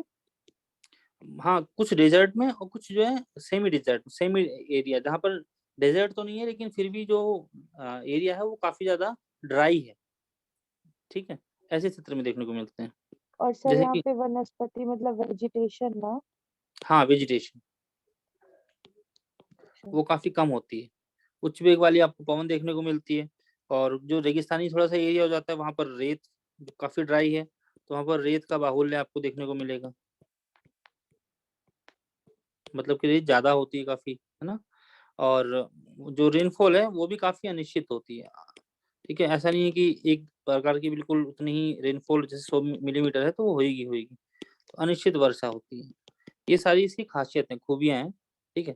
कभी-कभी ऐसा भी होगा कि अनिश्चित वर्षा है, तो कम ही कम लिखी हुई है। कभी-कभी होगा एकदम तेज़ी से कभी-कभी किसी सीज़न के अंदर बहुत तेज़ बारिश हो जाएगी, आकस्मिक वर्षा हो जाएगी, ठीक है? और वो भी बहुत तेज़ होती है। तो आकस्मिक मूसलाधार वृष्टि जिसे आप बोल सकते हैं। वृष्टि मतलब प्रेसिपिटेशन बोलते हैं वर्षा, ठीक है? तो उसकी वजह से क्या हो सकता है कई बार फिर कई रिवर स्ट्रीम जहाँ पर तो सूखा पड़ा तो एकदम पानी बहेगा, फिर कई बार बाढ़ भी ले आता है, ठीक है? जिसको हम चादरी बाढ़ भी बोलते हैं कई बारी शीट्स, ठीक है? तो इस तरीके की भी जो है सीज़न आपको देखने को मिलते हैं। तो ये जो क्षेत्र हैं आपको मेन जो पूरे वर्ल्ड के अंदर कुछ 5 ऐसे रीजन्स हैं जहाँ-जहाँ पे आपको देखने को मिलता है। तो 5 रीजन्स में है, ठीक है? देख लेते हैं कौन-कौन से रीजन्स हैं, 5 रीजन्स। तो एक आपका हो गया सहारा और मध्य एशिया वाला प्रदेश,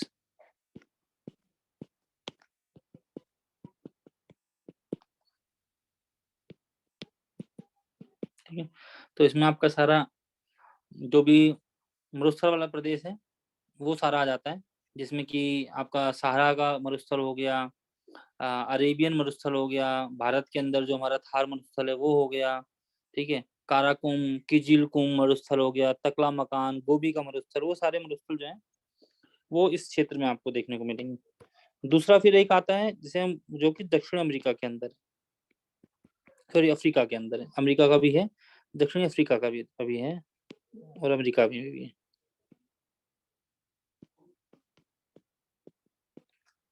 दक्षिण अफ्रीकी प्रदेश, ठीक है? तो यहाँ पर आपका जो कालाहारी मरुस्थल है, नाबीब मरुस्थल है, कारू मरुस्थल है, उनमें ये टोपोग्राफी देखने को मिलती है। एक है आपकी दक्षिणी अमेरिका के अंदर। तो दक्षिण अमेरिका में जो आपका कोस्टल वाला रीजन है, ये ओके चिली है कंट्री, पेरू है, तो चिली और पेरू के पास कौन-सा मरुस्थल है? आटाकामा मरुस्थल। तो आटाकामा मरुस्थल इस क्षेत्र में आ जाएगा और साउथ में थोड़ा दक्षिण में चले जाएँ तो जहाँ अर्जेंटाइना है, तो अर्जेंटाइना के पास पैटागोनिया का मरुस्थल है, पैटागोनिया डेज़र्ट बोलते हैं उसको। तो पैटागोनिया के मरुस्थल के पास भी क्षेत्र में देखने को मिलता है और फिर उत्तरी अमेरिका के अंदर भी है, नॉर्थ अमेरिका में भी आपको ये इस तरीके की टोपोग्राफी देखने को मिलती है। उत्तरी अमेरिका प्रदेश। तो उत्तरी अमेरिका में कौन-सा है? एरिज़ोना, ठीक है? तो एरिज़ोना में एक तो आपको मिलेगा और ऐसे ही जो उत्तर अमेरिका के पश्चिमी तट पर कैलिफ़ोर्निया है, तो कैलिफोर्निया के पास एक मरुस्थल है जिसका नाम है मोजाव, ठीक है, मोजावे मरुस्थल। और ऐसे ही अगर मध्य अमेरिका में आप देखें, मेक्सिको है, मेक्सिको का अंदर एक सोनोरो मरुस्थल मिलता है, वो देखने को मिलता है। और फिर 5वां प्रदेश इसमें एक आ जाता है ऑस्ट्रेलिया,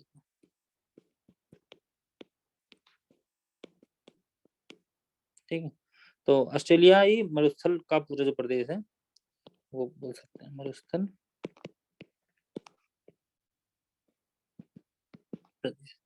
तो ये सब इसके अंदर अलग अलग प्रकार की जो स्थलाकृतियां उनका निर्माण हो जाता है, ठीक है।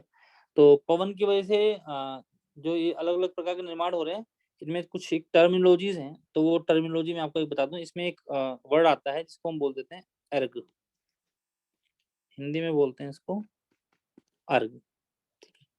तो जो अर्ग है ये अरबी भाषा का शब्द है, ठीक है, अरबी शब्द है एक अर्ग, क्योंकि ज्यादातर रेगिस्तान उधर की तरफ थे, ठीक है। तो इसका मतलब क्या होता है, इसको बोल देते हैं हम परिवर्तन परिवर्तनशील रेत। परिवर्तनशील रेत का मतलब क्या हो गया, ऐसी रेत जो गतिशील है, गतिशील रेत उसको बोल देते हैं एर्ग, ठीक है। तो ये आपको सबसे ज्यादा एर्ग जो है वो अरेबिया में देखने को मिलते हैं। आपका अरब वाला जो क्षेत्र है, अरेबियन पेनिसुला जो है, वहां पर आपको देखने को मिलेगा, ठीक है। वहां पर रबर वाली एक जगह है, उसमें आपको काफी देखने को मिलता है। तो जो रेगिस्तानी भाग की रेत होती है वो जहाँ पर कुछ ऐसी नदियां हैं, कुछ जो क्षेत्रफल में जो अल्पकालिक है, कभी पानी आया तो बहने लगी, नहीं तो सूखी हो गई। कुछ जगहों पे ऐसे आपके एलुवियल डिपोजिशनल प्रदेश मिलते हैं, जिनको जलोढ़ निक्षेप बोलते हैं। कुछ ऐसे तटीय निक्षेप होते हैं, इन सब जगहों पे ये ऐसे देखने को मिलते हैं, ठीक है। तो अब हम इसमें आगे बढ़ते हैं, और इसमें फिर हम पहला देखेंगे जिसको बोलते हैं पवन द्वारा अपरदनात्मक कार्य। कौन कौन से कार्य होते हैं अपरदनात्मक, वो देखेंगे। तो अब आपको इसमें ये भी ध्यान रखना है कि जो पवन है, जो विंड है, उसका जो है मेन काम होता है वो फिजिकल और मैकेनिकल होता है, ठीक है। क्योंकि पवन जो है वो रासायनिक क्रिया नहीं करेगी, टकराती है हवा, तो बस यही होता है। तो मरुस्थलों में भी रासायनिक क्रिया कुछ सीमा तक, कुछ अल्पकालिक, जैसे जहाँ पर नदी बह रही है, जब पानी बह रहा है, तो उसमें तो थोड़ा बहुत रासायनिक काम हो जाता है, नहीं तो ज्यादातर काम सारा आपका मैकेनिकल होता है, यांत्रिक जिसे बोल देते हैं। तो वर्षा भी जो है वो भी इसमें भी जो भी अपर्दन करेगी, तो वो भी एक तरीके से यांत्रिक अपर्दन ही करती है। तो जो मरुस्थलीय भाग हैं उनके आसपास के जो क्षेत्र हो गए, वहाँ उनका उनकी वजह से जो इरोजन होता है, ठीक है, वो काफी ज्यादा हवा की वजह से ही इरोजन होता है, ठीक है। जो ड्राई डेजर्ट एरियाज हैं, वहाँ पर इस यांत्रिक इरोजन की वजह से, मैकेनिकल इरोजन की वजह से अपक्षय हो जाता है काफी ज्यादा, ठीक है। तो जो ड्राई डेजर्ट्स हैं, वहां पर मैकेनिकल इरोजन जो होगा, यांत्रिक अपक्षय के कारण जो चट्टान होती है वो टूट जाती है, उनका विघटन हो जाता है, जिसे हम डिसइंटीग्रेशन बोलते हैं, रॉक्स का डिसइंटीग्रेशन, ठीक है। तो डिसइंटीग्रेशन होने की वजह से चट्टानें जो है ढीली पड़ जाती हैं, और इस प्रकार से जो बहुत सारी असंगठित जो भी चट्टानें हैं, उनका क्या होगा, उनको हवा जो है इरोड कर देती है, ठीक है। तो हवा की वजह से जो है, जो अलग अलग अपरदन होते हैं, वो कई उनके अंदर कारक हैं जो निर्माण उसके वजह से काम करते हैं, ठीक है। तो पहले हम वो देख लेते हैं कि हवा के द्वारा होने वाला होने वाले अपरदन के मुख्य कारक वो कौन कौन से हैं। तो इसमें पहला आ जाता है आपका पवन की गति या पवन वेग। जितनी स्पीड से हवा चलेगी उतना ज्यादा अपरदन करेगी, ठीक है। दूसरा इसमें हो गया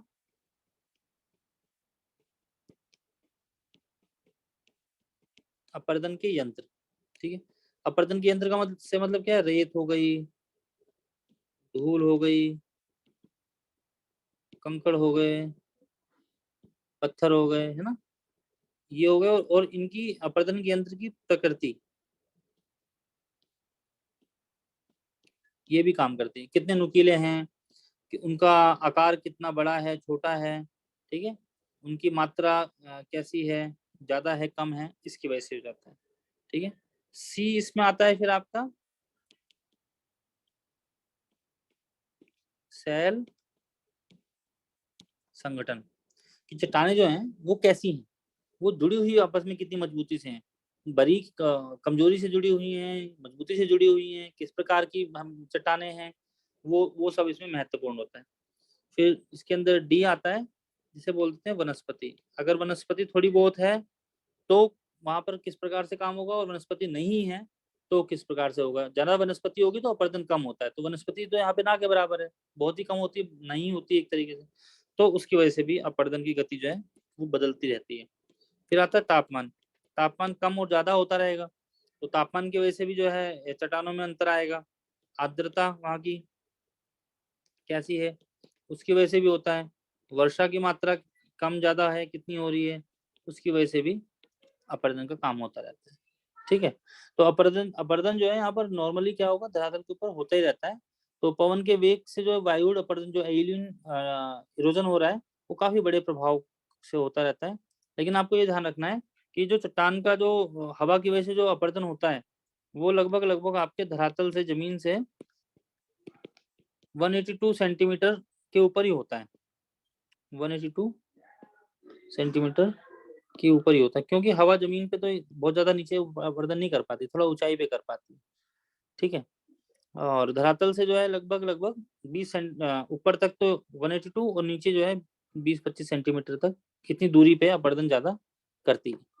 अब हम देखते हैं इसके अंदर कि जो पवन अपरदन है, तो पवन अपरदन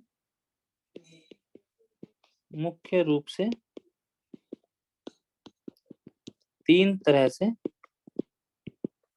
संपन्न होता है।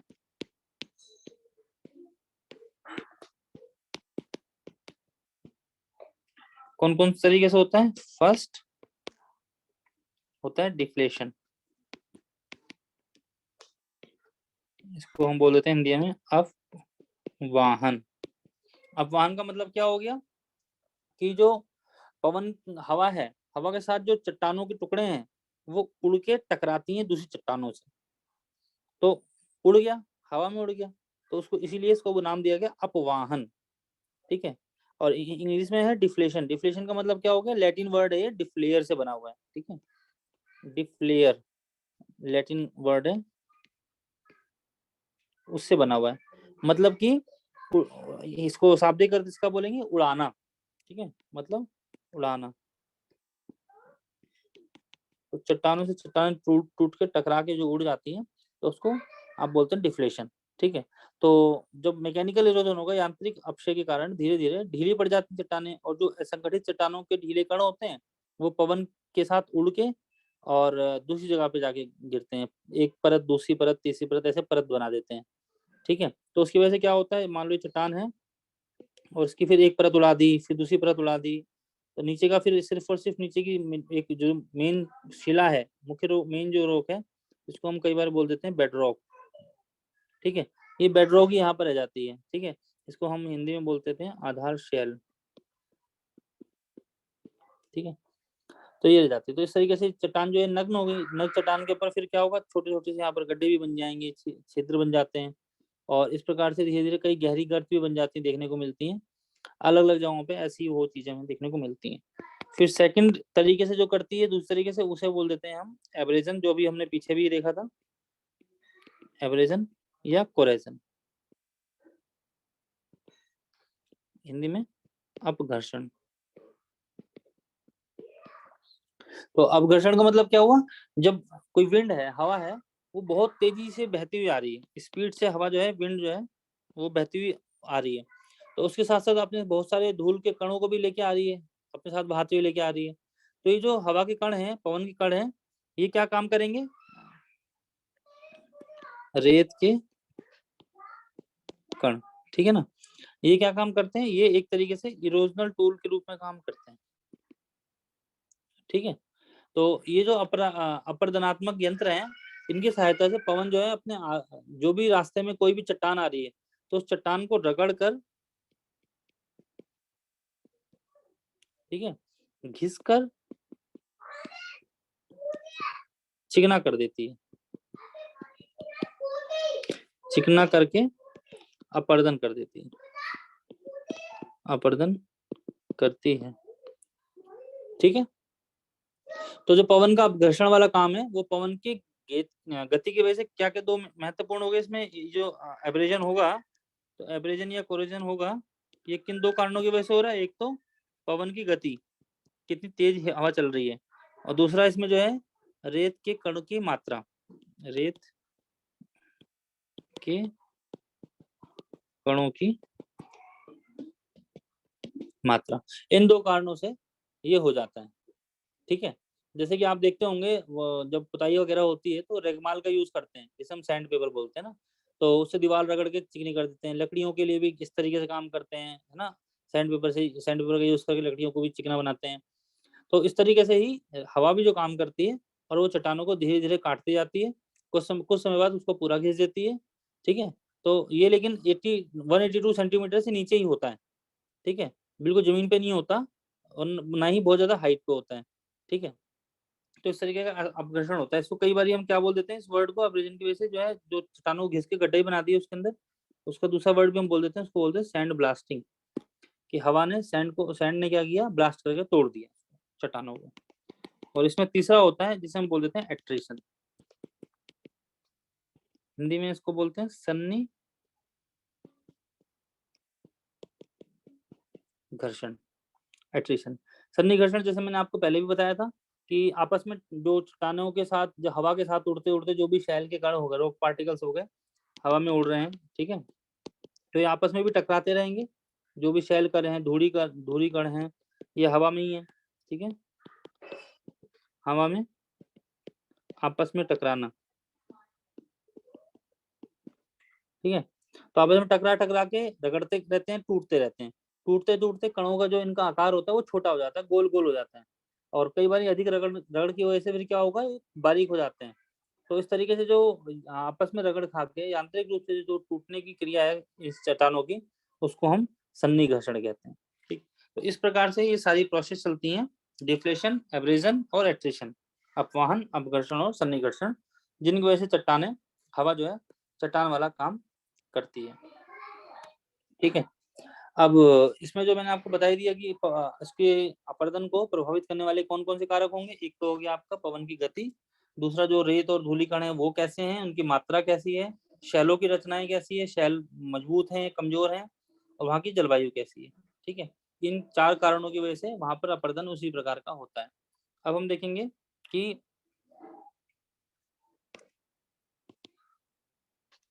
इरोजनल लैंडफॉर्म्स कौन कौन से बनते हैं,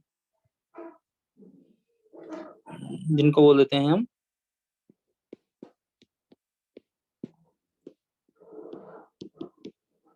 अपरदन जनित स्थल रूप। ठीक है,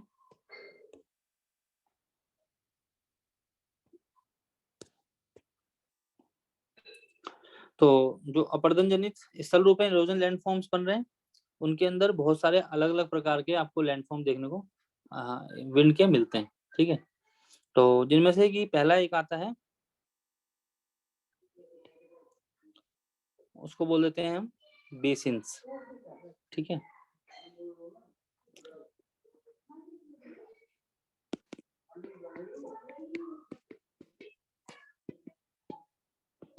डिफ्लेशन बेसिन। ठीक है, और ब्लोआउट्स, हिंदी में इसको बोल देते हैं अपवाहन बेसिन या वातगर्त। तो ये कैसे बन जाते हैं, जब सतह के ऊपर जो भी आपकी असंगठित या कोमल शैल हैं, उनको पवन अपने साथ अपवाहन या उड़ाव की प्रक्रिया से, एब्रेशन या एट्रिशन की वजह से, डिफ्लेशन की वजह से धीरे धीरे ढीला कर देती है चट्टानों के कणों को, और अपने साथ उड़ा के ले जाती है, जिसकी वजह से कई छोटे छोटे गड्ढों का निर्माण हो जाता है चट्टानों में। ठीक है, धीरे धीरे इन चट्टानों का जो गड्ढे बने हैं, वो गड्ढे जो हैं गर्त जिन्हें बोलते हैं, उनका आकार भी बढ़ता जाता है, उनकी गहराई भी बढ़ती जाती है। ठीक है, लेकिन इनकी जो गहराई है वो एंड तक होती है नीचे, जहां पर ग्राउंड वाटर आ जाएगा उससे नीचे नहीं गहरा होगा, वहां तक गहरा हो जाता है। क्योंकि अब लेकिन जो मरुस्थल वाला एरिया है, जो ड्राई रीजन है, शुष्क प्रदेश है, वहां तो अंडरग्राउंड वाटर भी नहीं होता, भूमिगत जल भी नहीं होता वहां पर, अगर हुआ भी तो बहुत गहराई में होगा। तो इसकी वजह से क्या होता है कि जो कई बार ये जो डिफ्लेशन होता है, इसकी वजह से कई मीटर तक नीचे जो है गड्ढा बन जाता है ऐसे क्षेत्रों के अंदर, ठीक है। और जो हवा के साथ जो भी असंगठित जो ढीले कण हैं उनको वो उड़ गए, और उड़ने की वजह से जो एक बेसिन की तरह बन गया, तो वो डिफ्लेशन बेसिन कहलाता है, ठीक है। और कई बार इनको हम हवा, क्योंकि हवा ने इसको उड़ा के लेके गड्ढे बना दिए क्षेत्रों को, तो ये ब्लो आउट्स भी कहलाते हैं कई बार। इनका जो आप इस तरीके से देखेंगे तस्तरी नुमा जो है आकार बन जाता है ब्लो आउट्स का, तस्तरी नुमा आकार बन जाएगा, ठीक है। ये आपको सहारा के रेगिस्तान में, कालाहारी डेजर्ट के अंदर, मंगोलिया में जो गोबी मरुस्थल है, संयुक्त राज्य अमेरिका के अंदर, इन सब जगहों पे ऐसे ऐसे आपको कई सारे गड्ढे देखने को मिलेंगे जो कि पवन से बने हुए हैं, ठीक है। और इन्हें हम डिफ्लेशन बेसिन बोलते हैं, ठीक। फिर इसके बाद दूसरा आता है जिसे बोलते हैं इंसेलबर्ग। इंसेलबर्ग,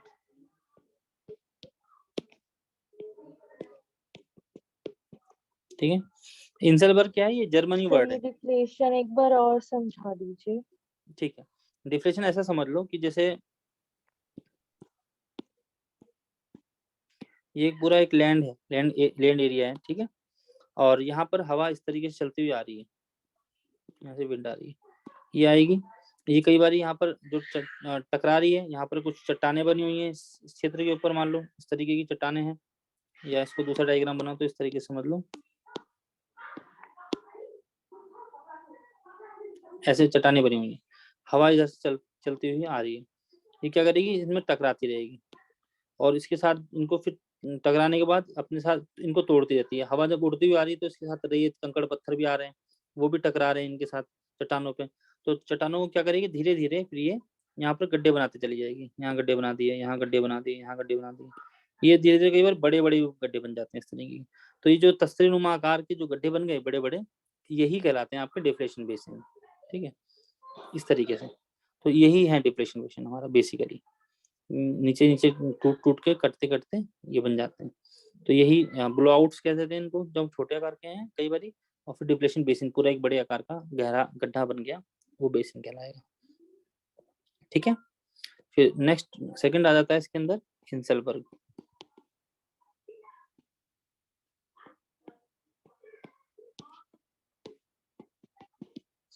तो इंसलबर्ग मैंने जैसे आपको बताया ये जर्मन वर्ड है, ठीक है। जर्मन वर्ड, इसका मतलब क्या होता है, इसको बोल देते हैं जर्मनी में इसको द्वीप या द्वीपीय पर्वत, इसका मतलब। तो वास्तव में क्या होता है, ये एक जो बहुत बड़ा कोई क्षेत्र है रेगिस्तान का, ऐसे पूरा एक बहुत बड़ा रेगिस्तान बना हुआ है, बहुत सारी रेत है यहाँ पर पड़ी हुई है पूरे क्षेत्र में, और कुछ आपको देखने को नहीं मिल रहा है। और बीच में कहीं पर थोड़ी थोड़ी जगह पे इस तरीके के रेत के मतलब चट्टानों के ऐसे टीले देखने को मिल रहे हैं, ठीक है। ये चट्टानें जो होती हैं काफी हार्ड रॉक होती हैं चट्टानें, तो ये टूट तो पाती नहीं है, इनको इरोजन भी नहीं कर पाती हवा, तो ये बीच बीच में बन गए। तो ये ऐसे लगते हैं कि पूरा समुद्र, मान लो ऐसा देखने में लगता है कि दूर तक रेगिस्तान में पूरा समुद्र समुद्र पानी है, और बीच बीच में टापू बन गए हों। तो ऐसी जो टीले बन गए ये, तो ये टापू बन गए, इन्हीं को हम इंसेलबर्ग बोल देते हैं, इन्हीं का नाम है इंसेलबर्ग। तो जर्मनी का जो वर्ड ये जो लिया गया है, ये इसीलिए इनका नाम लिया गया है, ठीक है। तो बनते हैं ये मरुस्थल के अंदर है, तो मरुस्थलों में जो भी शैल हैं, चट्टाने हैं, उनके अपक्षय हो गया, उनका अपरदन हो गया, तो जो कोमल शैल होती है, कोमल चट्टाने होती हैं, वो तो आसानी से कट जाती हैं, लेकिन जो कठोर शैल होती है उसके जो अवशेष वो बचे रह जाते हैं, और वो ऊंचे ऊंचे टीलों के रूप में बचे रह गए यहाँ पर इस क्षेत्र में। तो ये जो टीले हो गए ये इंसेलबर्ग कहलाएंगे, ठीक है। और इनका जो है इसके बारे में एक बॉर्न हार्ट करके वो थे, जियोमोर्फोलॉजिस्ट थे, बॉर्न हार्ट, ठीक है। तो उन्होंने भी इसका नाम दिया था, ठीक है। उन्होंने इसकी बताया था कि कैसे कैसे बनती है, इंसेलबर्ग बनते हैं, डेवलप होते हैं। तो इसीलिए कई बार हम इंसेलबर्ग को बॉर्न हार्ट भी बोल देते हैं, उनके नाम के आधार पर बॉर्न हार्ट भी बोल जाते हैं, ठीक है। और इनका जो ये जो स्लोप होता है, ढाल ढाल ये तीव्र होता है इनका, ठीक है। और इसके ऊपर जो है कोई भी मिट्टी आदि का निक्षेप नहीं मिलता, और ये खुले हुए गुंबद के आकार के देखने को आपको मिलते हैं, ठीक है। ये इंसेलबर्ग कहलाते हैं। फिर तीसरा इसके अंदर आता है जिसे हम बोल देते हैं मशरूम रॉक्स। मशरूम रॉक का दूसरा नाम है छत्रक शैल। मशरूम रॉक का नाम से ही आप समझ सकते हो कि मशरूम रॉक क्यों कहा गया है। जैसे मशरूम बन जाता है, मशरूम होता है, उसी के शेप में, उसी के आकार के जो आपको मरुस्थलीय जो भाग हैं, उनमें जो कठोर शैल थी, वो बची रह गई। तो उनको क्या करेगी, हवा जो है वो अपघर्षण करती है और इस तरीके के नए प्रकार के निर्माण कर देती है। तो मान लो कोई चट्टान है पूरी यहाँ बनी हुई, इस तरीके से काफी बड़ी चट्टान थी, ठीक है। तो नीचे हवा चलती रही, यहाँ से टकराती रही, एक लिमिट तक ही टकराती है हवा, एक हाइट तक ही टकराती है, तो इसको काटती रहेगी। तो काटते काटते कैसा बना देगी ये, इस प्रकार से बना देगी आकार।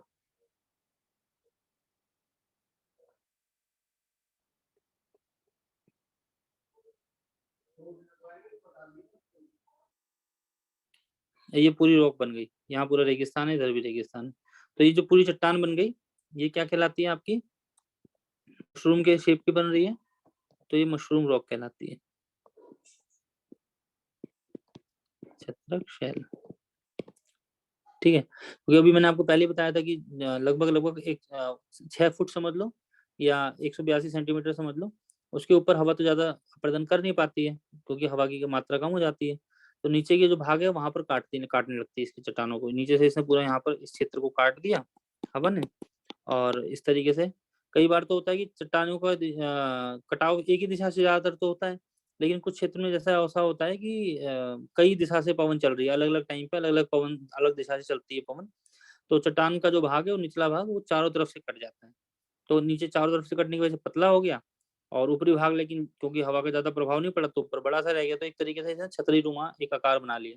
तो इसीलिए इसको छत्रक शैल बोलते हैं, ठीक है। सहारा डेजर्ट जो है वहां पर इसको बोलते हैं गारा। In Sahara desert it is called गारा, गारा, ठीक है। जर्मनी में इसको पिट्स फेल्सन बोलते हैं। तो अलग अलग जगह का अलग अलग नाम है, ठीक है। चौथा होता है, इसको बोल देते हैं हम डिमोइसेल्स, हिंदी में बोलते हैं इसको भू स्तंभ, ठीक है। तो ऐसे जो शुष्क प्रदेश हैं जहां पर बहुत सारी असंगठित और कोमल शैल वाले, कठोर शैल वाले, प्रतिरोधी शैल का आवरण होता है जिन चट्टानों के ऊपर, कि ऊपर तो कठोर शैल बनी हुई है, नीचे कोमल शैल बनी हुई है, कोमल शैलों से चट्टान बनी हुई है। तो वहां पर क्या होगा, जो ऊपर वाले पार्ट है उनमें तो अपरदन नहीं हो पाता, लेकिन जो नीचे वाले कोमल जो रॉक्स हैं उनका जो है अपरदन हो जाता है। तो कुछ कुछ चट्टानों का अपरदन होने की वजह से अगल बगल से लेकिन चट्टानें कट जाती हैं, और कठोर सेल का जो आवरण है वो एक स्तंभ के रूप में आपको फिर देखने को मिलता है। तो ऐसे जो क्षेत्र भूआकृतियां बनती हैं उनको हम बोल देते हैं डिमोइशल्स,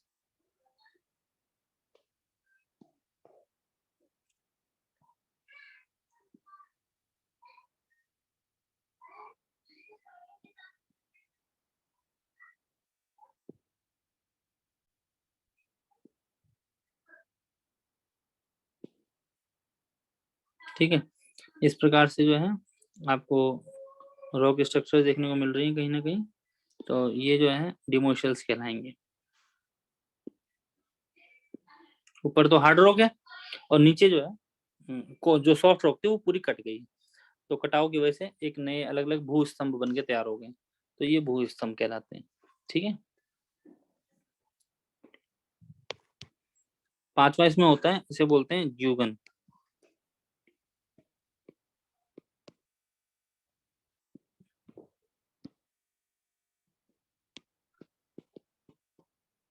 तो ज्यूजन जो है, ये क्या होता है कि मनुष्य भाग में अगर कठोर और कोमल जो चट्टाने हैं, उनकी परतें एक दूसरे के समानांतर, एक ऊपर नीचे एक दूसरे के समानांतर होती हैं। तो उसकी वजह से क्या होता है, जो कोमल शैल की परतें हैं तो वो क्या होगा, उनका अपक्षय हो जाएगा, है ना, और अलग अलग प्रकार की स्थल रूपों का निर्माण कर देगा। तो जो इस तरीके से लगता है जैसे ढक्कनदार कोई दवात होती है ना, जैसे जिसमें हम इंक पोर्ट बोलते हैं इसको, दवात के समान ही अलग अलग आकार के एक वो बना देते हैं, लैंड फॉर्म्स बना देते हैं। तो इसमें क्या होता है, ऊपरी भाग जो है कम चौड़ा होता है, निचले भाग कई बार निचला भाग जो है बड़ा हो जाता है, ज्यादा चौड़ा हो जाता है। तो ये क्या कहलाते हैं, ये ड्यूजन कहलाते हैं, ठीक है। और इनका मरुस्थल में ज़्यादातर देखने को मिलेगा। इस मरुस्थल में कई बारी क्या होता है कि रात के टाइम पे तो टेम्परेचर काफ़ी कम हो जाता है। तो जब रात के टाइम टेम्परेचर कम हो गया तो कई बारी इनकी जो चट्टानें होती हैं उनके बीच में पानी जमा हो जाता है, ठीक है? और फिर जो है जब गर्मी पड़ी तो पिघल गया और जब फिर ठंडी पड़ी ज़्यादा तो कई बारी ठंडी की वजह से वो जम जाता है और वो नीचे जो क्रैक्स हैं उनको बढ़ा देता है। तो ओस की जो किरणें जो हैं वो क्या कहते हैं भर के ठंडा हो गया, ठंडा होके फैला दिया उसको। फिर गर्मी हुई पानी उसका पानी बन गया उसके अंदर, फिर वो हल्का हो गया वॉल्यूम। तो इस तरीके से क्या होता है ठंडे और गर्म की वजह से पानी की जमने और बढ़ने की वजह से धीरे-धीरे इनमें जो कुछ भाग हैं इसके वो विघटित होने लगते हैं, टूट-फूट जाते हैं। तो जो फिर हवा चली दिन में तेज़ सी, जब भी चली तो वो जो चट्टानों के जो टुकड़े बन गए, वो उसको अपने अपवहन कार्य के कारण से डिफ्लेशन की वजह से उसको अपने साथ उड़ा के ले जाती है। तो इसके कारण की वजह से क्या होता है स्थान-स्थान पर निचली जो कोमल शैल बनी हुई है वो उधर जाती है। तो उसके बाद फिर जो चट्टान जो है पवन अपरदन करके वो शिला के जो चूर्ण है उनको उड़ाती रहती है और कोमल शैल की जो परत है उसको काटती जाती है। तो जो उसके नीचे का जो कठोर शैल है वो भी कई बारी उधड़ जाती है। तो इस प्रकार से ये प्रोसेस जो है कंटीन्यूअसली चलता रहता है। तो हम बोल सकते हैं कि जो जीवजन है, तो जीवजन का निर्माण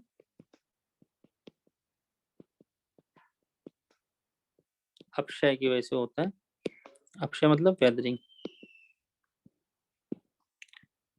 वेदरिंग तथा सर थोड़ा रिपीट कर देंगे क्या? मैंने सुना नहीं। ठीक है, मैं फिर से रिपीट कर विशेषक अपरदन,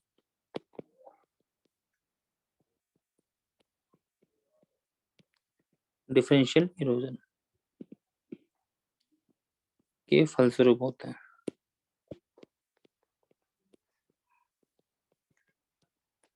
ठीक है?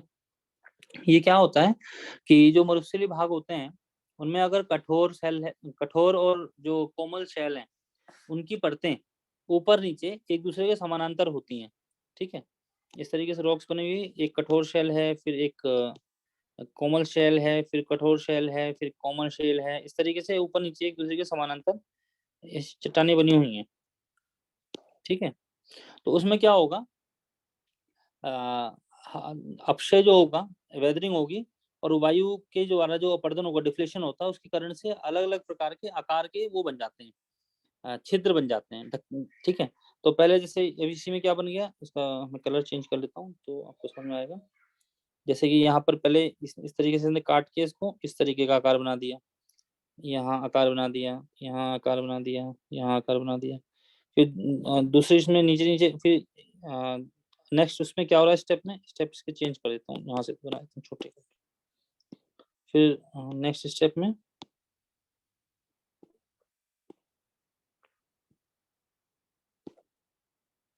अब इसमें क्या हो रहा है नेक्स्ट स्टेप में, थोड़ा इसको गड्ढों को जो बड़ा कर दिया, तो ये इस प्रकार के बन गए,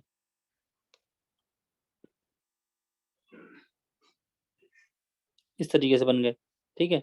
फिर नेक्स्ट स्टेप में फर्दर क्या हुआ, आगे चल के और जो गहरा कर दिया इसने इसके अपरदन को, मैं पहले इनकी डिज़ाइन बनाता हूँ, फिर बनाता हूँ।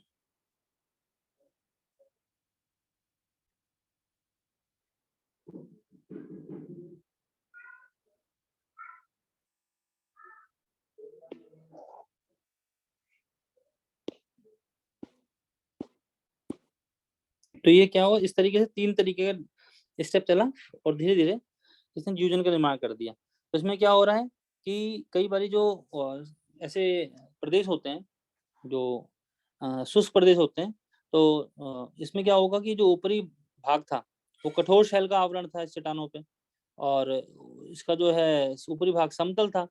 तो उसमें क्या हुआ कि इसमें धीरे-धीरे मरुस्थलीय भाग में रात के समय पे तापमान कम हो जाता है।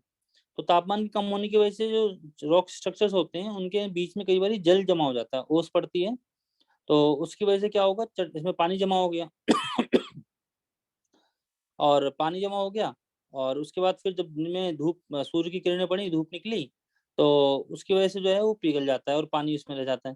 फिर रात के समय पे फिर ये ओस जो है कई बारी बर्फ के रूप में जम जाती है, ज़्यादा जहाँ ठंडा पड़ता है। तो इस कारण से भी क्या होता है जो इसके जो छेद बने हुए थे, ये जहाँ पर भी रॉक्स की जो वीकनेस थी, इसमें जॉइंट्स बने हुए थे, ठीक है? वहाँ पर उसमें पानी का बर्फ बनने पर पानी से बर्फ बनती है तो फैलती है, वॉल्यूम उसका बढ़ जाता है। तो जो भी चट्टान की जो जॉइंट्स होते हैं, जिनको हम शैल की संधियां बोलते हैं, उनके दबाव पड़ने लगते हैं। दबाव पड़ते पड़ते वो फैल जाते हैं, बड़े हो जाते हैं। और इसकी वजह से क्या होता है, जो ऊपरी कठोर शैल का जो कुछ भाग है वो विघटित हो जाता है, टूट फूट जाता है। फिर हवा चलती है तेज से, वो जो टूटा हुआ जो चट्टानों का पार्ट है, इनको अपने साथ उड़ा के ले जाती है। तो इस तरीके से धीरे धीरे स्थान स्थान पर आप देखेंगे कि जो निचली वाली कोमल शैल है, उनकी परत तो उधर जाती है, और जिस जगह पर पवन के अपर्दन की वजह से अपर्दन हुआ, वहां से वो घिस घिस कर चट्टानों की जो चूर्ण है, उसका जो चूरा हो गया विघटन की वजह से, उसको अपने साथ उड़ाती रहती है। और जब कोमल शैल की परत कट जाती है, तो जो उसके नीचे की जो कठोर शैल होती है, वो भी कई बार उधर जाती है। और फिर इस कठोर शेल के ऊपर इसके भी जो जॉइंट्स बने हुए हैं हार्ड रॉक की, यहाँ पर भी फिर वही बर्फ की तरह रात में होगा, ठंडा होगा, जल जम जाएगा, फिर वो उसको आगे तोड़ेगा। तो धीरे धीरे क्या होता है, नीचे की ओर जो है छिद्र का विस्तार होता चला जाता है, छेद जो गड्ढा है वो बढ़ता चला जाता है, और बार बार ये गड्ढा बढ़ते हुए इस तरीके से अपने एक नए जगह, नई तरीके की भू आकृति का निर्माण कर देता है। तो इसको हम ज्यूजन बोलते हैं। तो ज्यूजन के अंदर क्या है कि ये अपक्षय वेदरिंग की वजह से भी और डिफरेंशियल इरोजन की वजह से इसका निर्माण होता है। ठीक है, तो ये आपको इसमें याद रखना है। ठीक है, फिर इसके बाद अभी और भी लैंडफॉर्म्स हैं। ऐसा करते हैं, आज हम ज्यूजंग तक रखते हैं, फिर हम नेक्स्ट क्लास में इसको आगे बढ़ेंगे, और इसका जो है परिवहन कार्य भी देखेंगे, और फिर निक्षेपण कार्य भी देखेंगे। काफी बड़ा है ये आपका एरिड वाला, तो इसको फिर हम कल की क्लास के लिए रखते हैं, आज की क्लास के लिए इतना ही रखते हैं। ठीक है, आज हमने इसके इरोजन के 5 लैंडफॉर्म्स पढ़ लिए, बाकी की फिर हम कल देखते हैं। ठीक है,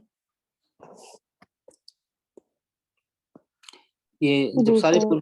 जिस ये पूरे कंप्लीट हो जाएंगे, तो मैं आप जो मैंने लिखा हुआ है हैंड रिटन, ये भी मैं आपको फिर सेंड कर दूंगा, एरिड वाला टोपोग्राफी जब पूरी हो जाएगी इसके बाद। ठीक है,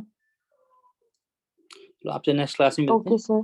सर बाकी बच्चे क्यों नहीं ऐड होते हैं? पता नहीं, वही मुझे भी समझ नहीं आया आज, हो सकता है वो कहीं बिजी होंगे, टाइम नहीं मिला होगा। तो ये फिर कई लोग जो हैं वो क्या करते हैं, जब अगर उस समय पे फ्री नहीं होते हैं, नहीं देख पाते हैं, तो फिर वो बाद में रिकॉर्डेड हो जाता है लेक्चर, तो रिकॉर्डेड लेक्चर को देख लेते हैं बाद में। तो इसीलिए कई बार वो शाम इस टाइम पे लाइव नहीं जुड़ पाते हैं, बाद में जुड़ते हैं। Okay sir.